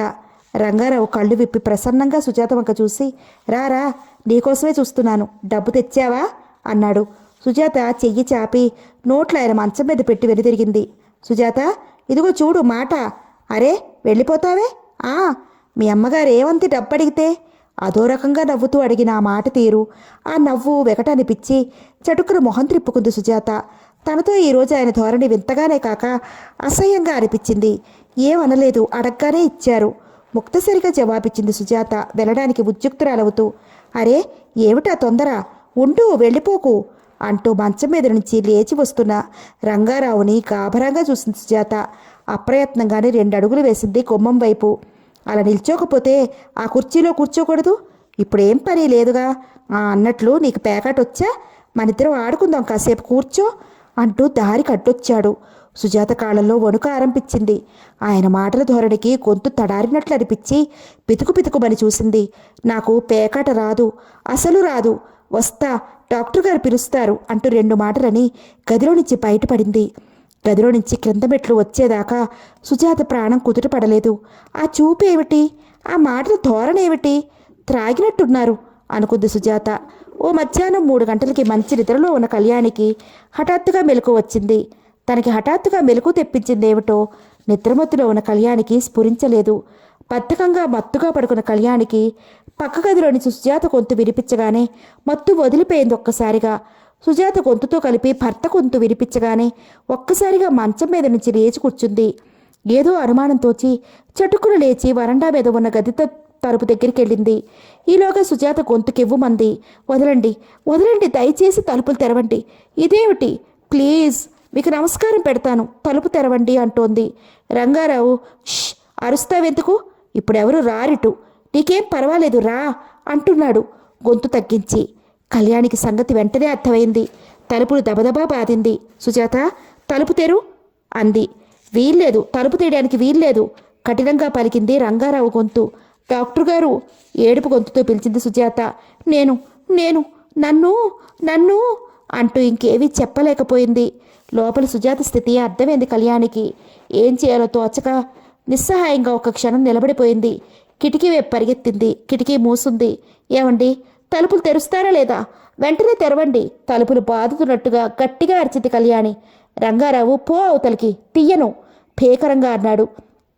ఆగు, తలుపు తీయడానికి వీల్లేదు. ముందుకు వచ్చిన సుజాతని వెనక్కి లాగి తలుపులకు అడ్డగా నిలబడ్డాడు రంగారావు. కళ్యాణికి మతిపోయింది. లోపలి చిక్కుకున్న సుజాతని ఎలా రక్షించడమో అర్థం కాలేదు. సుజాత పెనుకులాట స్పష్టంగా బయటికి వినిపిస్తోంది. గట్టిగా అరిచి కేకలు పెడితే కింద నుండి రోడ్డును పోయేవాళ్ళు ఎవరైనా రావచ్చు, కానీ పరువు మర్యాద ఏమవుతాయి? ఆయన ఎవరో కాదు, ఈ ఇంటి యజమాని, తన భర్త. ఆ తర్వాత లోకుల మొహం ఎలా చూడగలదు? కళ్యాణి నిస్సహాయంగా అటు ఇటు పరిగెత్తి తలుపులు బాధింది. చటుక్కున ఆ గదికి పిల్లల గదిలో నుంచి ఓ ద్వారం ఉందన్న సంగతి మెరుపులా తట్టింది. గాభరాలో ఆ మాటే మర్చిపోయింది. గబగబా ఆ గదిలోకి పరిగెత్తింది. 2 గదులకి ఉన్న గది గుమ్మం దగ్గర ఉన్న బట్టల బీరువాని అతి ప్రయత్నంతో కాస్త పక్కకి జరపగలిగింది. గట్టిగా చప్పుడైతే అవతల పక్క నుంచి భర్త గోళ్ళెం పెట్టేస్తాడన్న భయంతో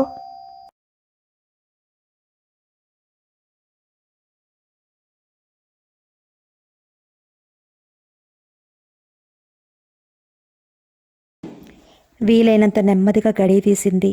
అదృష్టవశాత్తు అటు గడియ వేసి లేనందుకు సంతోషించి ఒక్కసారిగా తలుపు తోసుకుని గదిలోకి వెళ్ళింది. హఠాత్తుగా లోపలికి వచ్చిన కళ్యాణిని చూసి రంగారావు తెల్లబోయాడు. భయంతో పిక్కచచ్చిపోయిన సుజాత కళ్యాణిని చూసి తెలివి తెచ్చుకుని అతని చేతుల్లో నుంచి తప్పించుకోవడానికి పెనుగులాడడం ఆరంభించింది. ఆ దృశ్యం చూసిన కళ్యాణి అపరకాళిలా విరుచుకుపడి భర్త చేతుల్లోంచి సుజాతని లాగింది. రంగారావు కళ్యాణి వంక క్రూరంగా తీక్షణంగా చూస్తూ, వదులు ఆ అమ్మాయిని, ముందు నీకిక్కడేం పని, వెళ్ళిక్కడి నుంచి అన్నాడు సుజాతని పట్టుకులాగి. కళ్యాణి అంతకంటే తీవ్రంగా తిరస్కారంగా చూసింది. ముందు ఆ అమ్మాయిని వదలండి. ఆ అమ్మాయి ఎవరనుకుంటున్నారు? మర్యాదగా వదలండి. ఆఖరికి చివరికి నా కూతురులా చూసుకుంటున్న అమ్మాయి మీదే కళ్యాణి ఎగిసిపడుతున్న గుండెలతో అంది. రంగారావు క్రూరంగా నవ్వాడు. నీ బ్రతుక్కి నువ్వు నాకు నీతులు చెప్పడమేనా? కూతురట కూతురు, నాకు పుట్టిన కూతురు కాదుగా, పర్వాలేదు, వెళ్ళిక్కడి నుంచి కసిగా హేళనగా కఠినంగా అన్నాడు ఏహ్యంగా ఆమెను చూస్తూ రంగారావు. కళ్యాణి మొహం నల్లబడింది. చటుక్కుని సుజాత వంక చూసింది. అంత భయంలోనూ ఆ మాట విని ఆశ్చర్యంగా చూసింది సుజాత ఇద్దరి వంక. పులి నోట్లో చిక్కుకున్న మేకపిల్లని గుర్తుకు తెచ్చే సుజాతని చూస్తుంటే కళ్యాణి అలా ఆమెను వదిలి వెళ్ళలేకపోయింది. తనకి జరుగుతున్న అవమానం సంగతి ఎలా ఉన్నా తన దగ్గర ఉన్న సుజాతని రక్షించటం ముఖ్యం. నేను ఎలాంటి దాన్నో ఇప్పుడు ఎందుకులేండి, ఆ అమ్మాయిని వదలండి. అయినింటి పిల్ల, అభం శుభం తెలియని అమ్మాయి. నా మీద కోపంతో అమ్మాయి బ్రతుకు నాశనం చేయకండి. ఆ అమ్మాయిని వదలండి, లేకపోతే చాలా దూరం వెడుతుంది వ్యవహారం అంటూ తీక్షణంగా బెదిరించింది. ఇంకా లాభం లేదనుకున్నాడు కాబోలు. విసురుగా సుజాతను ముందుకు నెట్టి కళ్యాణి వంక చీత్కారంగా చూస్తూ ధూ అని విసురుగా వెళ్ళి మంచం మీద పడుకున్నాడు రంగారావు. కళ్యాణి గబగబా సుజాత చేయి పట్టుకుని లాక్కెడినట్టే తన గదిలోకి తీసుకువెళ్ళింది. అప్పటి వరకు భయంతో నోట మాట రాక పిక్కచచ్చిపోయినట్టు ఉన్న సుజాత చేతుల్లో మొహం కప్పుకుని కుర్చీలో కూలబడింది. అవమానంతో సిగ్గుతో దుఃఖంతో అలసిపోయినట్లు ప్రక్క మీద వ్రాలి చీర చెంగుతో మొహం తుడుచుకుంటూ, అవును, అసలు నువ్వు ఇప్పుడు ఆయన గదిలోకి ఎందుకు వెళ్ళావు? జాలిగా సుజాతని చూస్తూ అడిగింది కళ్యాణి. సుజాత కొంగుతో కళ్ళనీళ్లు ఒత్తుకుంటూ ఐస్ తెమ్మని పిలిచారు. నాయరు మానేశాక ఈ మధ్య దేనికో దానికి పిలుస్తుంటే వెళుతూనే ఉన్నాను. ఈరోజు ఇలా ఇలా అవుతుందని నాకేం తెలుసు, బెదురుగా అంది. అందుకే నాయరు మానేస్తే ఇబ్బంది అన్నాను. ఎవరినైనా మగవాడిని, ఓ కుర్రాడినన్నా పెట్టుకోవాలి ఆయన పనులకు. నువ్వు వీలైనంత వరకు ఆయన ఉన్నప్పుడు గదిలోకి వెళ్లకు. పని మనిషి ఉన్నప్పుడు కాఫీ అది దానితో పంపుతూ ఉండు అన్నది కళ్యాణి. అలా చెయ్యండి, వంటవాడు అక్కర్లేదు. ఆయన పనులు చూడటానికి మాత్రం ఓ కుర్రాడిని పెడితే చాలు. ఆయన గదిలోకి ఇంక వెళ్లాలంటే భయమేస్తోంది. అసలు అసలు ఈ మధ్య ఆయన అదోలా నాతో మాట్లాడినప్పుడే సుజాత ఆగింది సందేహిస్తూ. ఏమిటది, ఏం జరిగింది? ఆతృతగా అడిగింది కళ్యాణి. ఏమీ జరగలేదనుకోండి. మొదట్లో అసలు ఆయన నాతో మాట్లాడేవారే కాదు. కానీ ఓ 15 రోజుల నుంచి అస్తమానం దేనికో దానికి గదిలోకి పిలిచి కల్పించుకుని మాట్లాడడం, క్రిందికి వంటిట్లోకి కూడా వచ్చి కూర్చుని మాట్లాడుతున్నారు. అదోలా చూడడం ఇంక చెప్పలేక ఊరుకుంది సుజాత. మరి నాకెందుకు చెప్పలేదు ముందే? ఏం చెప్పను, ఎలా చెప్పను, మీరేమనుకుంటారోనని. కళ్యాణి దీర్ఘంగా నిట్టూర్చింది. బావుంది, సరే, కాస్త జాగ్రత్తగా ఉండు. ఎవరైనా మనిషి దొరికే వరకు. ఏమిటో ఆ త్రాగుడు, ఆ మైకల్లో ఏం చేసేది ఆయనకి ఒళ్ళు తెలిస్తేనా? సరే వెళ్ళు అంది కళ్యాణి కళ్ళు మూసుకుంటూ కళ్ళ మీద చేతులుంచుకుని. నల్లబడ్డ ఆమె మొహం చూస్తుంటే ఆ సంఘటన, భర్త ప్రవర్తన, ఆయన మాటలు ఆమె మనసుకు ఎంత బాధ కలిగించాయో సుజాతకి అర్థమైంది. అర్థం కానిదల్లా రంగారావు కళ్యాణిని అన్న మాటలే. డాక్టర్ గారిని, ఆమె లాంటి వ్యక్తిని ఆయన నీ బ్రతుక్కి నువ్వు నాకు నీతులు చెప్పడమేనా అనడంలో అర్థమేమిటో సుజాతకి అంతూ పట్టలేదు. ఆవిడ బ్రతుక్కేమైంది అంటే ఒక నీతి లేనిదనా? ఆమెకి జీవితంలో మచ్చ ఉందనా ఆయన చెప్పటం? కళ్యాణి లాంటి సహృదయరాలిని, సంస్కారిని, అంత మంచి వ్యక్తిని ఆయన అలాంటి మాటలు అనడం సుజాతకి కష్టం అనిపించింది. కానీ కళ్యాణి ఆ మాటలు ఖండించకపోవడం మరింత ఆశ్చర్యాన్ని కలిగించింది. చెయ్యని నేరాన్ని మోసేటప్పుడు వచ్చే కాస్తపాటి ఉద్రేకం కూడా ఆమెలో కనిపించలేదు. అంటే ఆయన మాటలని ఒప్పుకున్నట్లా? అంటే అంటే కళ్యాణి చచ, ఆమెను గురించి హీనంగా అనుకోవడానికే సుజాత మనసు ఒప్పుకోలేదు. సుజాత వచ్చి 6 నెలలు అవుతోంది. రోజులు తొందరగా గడిచిపోతున్నాయి. ఆమెకి ఇతరత్ర ఏ ఆలోచనలు, ఏ దిగులు, బాధ లేకుండా చాలా హాయిగా కులాసాగా గడిచిపోతున్నాయి. ఆ ఇంట్లో ఎవరికి సుజాత జీతం ఇచ్చి పెట్టుకున్న మనిషి అన్న సంగతి గుర్తులేదు. సుజాతని పై మనిషిగా ఎవరూ అనుకోరు. కళ్యాణికైతే సుజాత లేకపోతే ఏ విషయంలోనూ ఒక్క క్షణం గడవదు. పిల్లలు ఆంటీ ఆంటీ అంటూ ఒక్క క్షణం వదలకుండా వెనక వెనక తిరుగుతూ ఉంటారు. ఆఖరికి సరస్వతమ్మ కూడా నువ్వు వచ్చాక హాయిగా ఉంది, నువ్వు లేకపోతే ఈ ఇల్లు గడవదమ్మాయి అంటుంది. ఇప్పుడు కళ్యాణిని సుజాత ఆంటీ అంటోంది. ఆ ఇంట్లో తను చేస్తున్న పని సుజాతకి ఏమాత్రం కష్టం కలిగించకపోగా చాలా ఆనందంగా, గర్వంగా ఉండేది. ఈ 6 నెలల్లో సుజాతకి ఒళ్ళు వచ్చి, మంచి రంగు వచ్చి, నుడుపు తేలింది. ఆ ఊరు వాతావరణం, శుభ్రమైన తిండి, చీకు చింతాలేని జీవనం తన అదృష్టం అనిపించేది సుజాతకి అక్కడికి రావటం. సుజాత తండ్రి సూర్యనారాయణ గారు 6 నెలలైంది వెళ్ళి. ఓ వారం రోజులు సెలవు పెట్టిరా, చూడాలని ఉంది. అమ్మ మరీ మరీ కలవరిస్తోంది నేను చూడాలని అంటూ ఈ మధ్య 2-3 ఉత్తరాలు రాశారు. నిజం చెప్పాలంటే సుజాతకి అప్పుడు ఇంటికి వెళ్ళాలని లేదు. తల్లి తండ్రిని చూడాలనిపించినా ఇక్కడ తను లేకపోతే ఇంట్లో ఎంత ఇబ్బంది అవుతుందో తెలిసే కళ్యాణిని సెలవు కావాలని అడగలేకపోయింది. ప్రస్తుతం రాలేనని, ఇంట్లో వంటవాడు కూడా లేడని రాసింది ఇంటికి. నాయర్ వెళ్ళిపోయిన దగ్గర నుంచి వంట కూడా సుజాత చూస్తోందని, ఆమె జీతం పెంచాలనుకుంది కళ్యాణి. కానీ వంట చేస్తున్నావు, జీతం పెంచాను అంటే సుజాత బాధపడుతుందేమో అనిపించింది. ఆ మధ్య సుజాత తండ్రికి ఒంట్లో బాలేదంటే సుజాతతో చెప్పకుండా ఓ 500 ఆమె తండ్రి పేరు పంపింది కళ్యాణి. తండ్రి ఆ విషయం రాశాక సుజాత ఆశ్చర్యపోయి కళ్యాణిని అడిగింది అనుమానంగా. ఏం లేదు సుజాత, నాయర్ వెళ్ళిపోయిన దగ్గర నుంచి వంట పని కూడా నేను ఎత్తిన పడింది. అంత చాకిరీ చేయించుకుంటూ 200 వేయడం నాకే సిగ్గనిపించింది. వంట చేస్తున్నానని ఇచ్చారా? నేను ఎక్కువ డబ్బు కోసం వంట చేస్తానని లేదంది రొచ్చుకుంటూ సుజాత. చచ్చా, అది కాదు సుజా, నువ్వు నాకు చేసిన దానికి ఎంత ఇచ్చినా సరిపోదు, అందుకోసం కాదు, మీ నాన్నగారికి ఒంట్లో బాలేదని అంటూ సత్తి చెప్పింది. సుజాత మనసు కృతజ్ఞతతో నిండిపోయింది. తన జీతం అంతా ఇంటికే పంపేసేది సుజాత. ఓ 20 రూపాయలు ఏదన్నా అవసరానికి ఉంటుందని ఉంచుకునేది, కానీ ఆ 20 కూడా ఖర్చు అయ్యేది కాదు. ఇంటిలో మనిషిలో ఉన్న సుజాతకి వేరే ఖర్చులే ఉంటాయి. సబ్బులు, నూనెలు, చాకలి, సినిమాలు అన్నీ కాక ఆఖరికి బట్టలు కూడా కళ్యాణే కొంటుంది. సుజాతకి ఈ మధ్య సూర్యనారాయణ గారికి కూతురు డబ్బు పంపడం ఆరంభించాక కాస్త కాలు చేయి కూడా తీసుకోవడానికి వీలైంది. కూతురు పంపిదంతా ఖర్చు చేసేయకుండా సగం దాచి 2 ఏళ్లు పోయాక డబ్బు జతపడ్డాక ఆ డబ్బుకి తను మరి కాస్త అప్పో సొప్పో చేసి జోడించి కూతురు పెళ్లి చేసేయాలని ఆయన ఉద్దేశం. ఆ రోజు ఉదయం ఆసుపత్రికి వెళ్ళిన కళ్యాణి 11 గంటలకే ఇంటికి వచ్చేసింది. ఆమె వెంట కారులో ఫ్రంట్ సీట్లో పొడుగ్గా తెల్లగా ఎయిర్ ఫోర్స్ దుస్తులతో ఉన్న యువకుడు దిగాడు. నవ్వుకుంటూ మాట్లాడుకుంటూ లోపలికి వస్తున్న ఇద్దరిని వంటిటి గుమ్మల్లో నిలబడి ఆశ్చర్యంగా చూసింది సుజాత. తను ఇక్కడికి వచ్చిన 6-7 నెలల్లో కళ్యాణి ఆసుపత్రి నుంచి అంత తొందరగా రావడం చూడలేదు. అంతేకాక ఆ రోజు కళ్యాణి మొహంలో వెల్లివిరుస్తున్న ఆనందోత్సాహాల్ని కూడా వింతగానే చూసింది. ఆ రోజు ఉన్నంత కళగా ఆమె మొహం ఇదివరకెన్నడూ కనపడలేదు. జీవితంలో అన్నీ ఉన్నా ఎప్పుడూ ఎందుకో కళ్యాణి మొహం అలసటగా, నీరసంగా, నిర్లిప్తత, నిస్పృహల్ ఛాయలు తొంగి చూసేవి. పని వల్ల విశ్రాంతి లేక అలా ఉంటారు కాబోలని ముందు రోజుల్లో సుజాత అనుకునేది. తర్వాత ఇంట్లో భార్యాభర్తల ప్రవర్తన చూశాక భర్త ప్రవర్తన వల్ల అలా ఉంటుంది అనుకుంది. కానీ ఈరోజు కళ్యాణిని చూస్తుంటే ఓ 10 సంవత్సరాలు చిన్నదానిలా చలాకీగా కనిపించింది. లోపలికి వస్తూ వంటింటి కుమ్మల్లో నిల్చున్న సుజాతని చూస్తూ 2 కప్పుల మంచి కాఫీ కావాలి సుజా, హుషారుగా అన్నది కళ్యాణి. మేడమెట్లు వైపు వెళుతూ పైకి తీసుకురా అంది. సుజాత తల ఊపింది. ఆ అమ్మాయి ఎవరు కళ్యాణి అని అడిగాడు అతను. నా హౌస్ కీపర్గా పెట్టుకున్నాను సుజాత అని, చాలా మంచి అమ్మాయిలే. ఓసారి నీకు ఉత్తరంలో రాశాననుకుంటానే. నిజంగా సుజాత వచ్చిన దగ్గర నుంచి నాకెంత హాయిగా ఉందనుకున్నావు. అన్నీ స్వంత ఇంట్లోలాగా చూసుకుంటుందనుకో. ఆహా, పోనీలే, నీకు సగం గొడవ తగ్గింది. కళ్యాణి వెంట వెళుతూ అన్నాడతను. మేడ మీద గదిలోకి వెళ్ళగానే కళ్యాణి చప్పున 2 చేతులు అతని మెడ చుట్టూ వేసి గుండెల మీద మొహం ఆనించుకుని కౌగిలించుకుంది. అబ్బా, ఎన్నాళ్ళైంది ఆనంద్, ఈసారి 6 నెలలు అయిపోయింది కదూ అంటూ తన్మయత్వంతో కళ్ళు మూసుకుంది. కళ్యాణి అంటూ ఆమెను దగ్గరికి హత్తుకుని, నిన్ను చూసి కొన్ని యుగాలైనట్టుంది కళ్యాణి ఈసారి అంటూ ఆవేశంగా ముద్దు పెట్టుకున్నాడు. ఒకరి కౌగిలిలో ఒకరు ఒదిగిపోయి చుట్టూ ప్రపంచాన్ని మరిచి కొన్ని క్షణాలు తన్మయావస్థలో ఉండిపోయారిద్దరూ. నెమ్మదిగా కళ్యాణి అతని కౌగిలి నుంచి వదిలించుకుని, ఉండు, కాఫీ తీసుకుని సుజాత వస్తుంది అంటూ కొంగుతో మొహం తుడుచుకుంది. ఆనంద్ నవ్వి కళ్యాణిని వదిలి అక్కడున్న వాలు కుర్చీలో కాలు చాపుకుని పడుకున్నాడు. కళ్యాణి అద్దంలో చూసుకుంటూ చెదిరిన బొట్టు ముంగురులు సరిచేసుకుంది.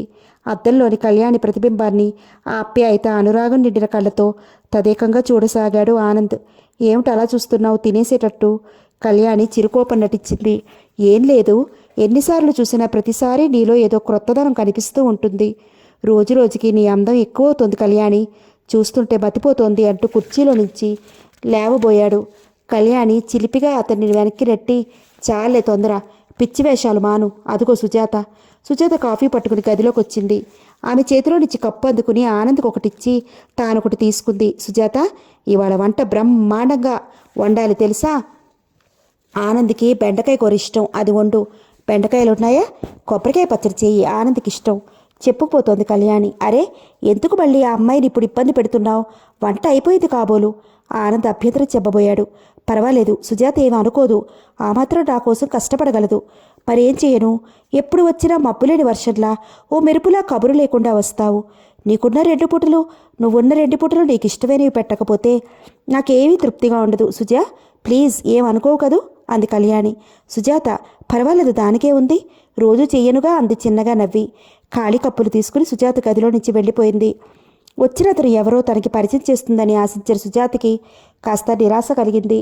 ఇతనెవరో, కళ్యాణికి అతనికి సంబంధం ఏమిటో సుజాతకి తెలియలేదు. బాగా చనువు పరిచయం ఉన్నట్లు స్పష్టపడుతోంది. ఏ చుట్టరికమో ఉండి ఉంటుంది. ఈరోజు కళ్యాణి సంతోషం ఉత్సాహం చూస్తుంటే సుజాతకి ఆశ్చర్యంతో పాటు ఆనందము కలిగింది. మనసారా మాట్లాడేందుకు మనిషి, ఆలోచనలు ఆనందం పాలు పంచుకునేందుకు తనకి నచ్చిన మనిషి లేకపోతే జీవితంలో ఎంత ఒంటరితనం ఫీల్ అవుతారో కళ్యాణిని చూస్తే తెలుస్తోందనుకుంది సుజాత. కిందకి వస్తుంటే సరస్వతమ్మ పిలిచింది సుజాతని. ఎవరొచ్చారు? కళ్యాణి అప్పుడే వచ్చేసిందేమిటి అని అడిగింది. అవును, డాక్టర్ గారే వచ్చేశారు. ఆవిడతో ఎవరో ఆయన వచ్చారు. ఎవరు, ఎలా ఉన్నారు అలా ఆరా తీసింది సరస్వతమ్మ. ఏమో తెలియదు, పొడుగ్గా తెల్లగా యూనిఫామ్లో ఉన్నారు. ఆనంద్ అంటున్నారు ఆవిడ. ఆనందా వచ్చాడా? ఆవిడ మొహంలో రంగులు బారాయి. ఎవరైనా బంధువులా? సుజాతే అడిగింది ఆవిడేం చెప్పకపోవడం చూసి. దానికి బావ అవుతాడు, మా అన్నయ్య కొడుకులే అంది ఆవిడ. అలాగా? ఆవిడ ఈరోజు ఎంత సరదాగా ఉన్నారో. చిన్నప్పటి నుంచి బాగా చనువు అనుకుంటాను ఇద్దరికి, ఉత్సాహంగా అంది సుజాత. చనువే, చనువే ఆవిడ తనలో తనే గొణుక్కుంది.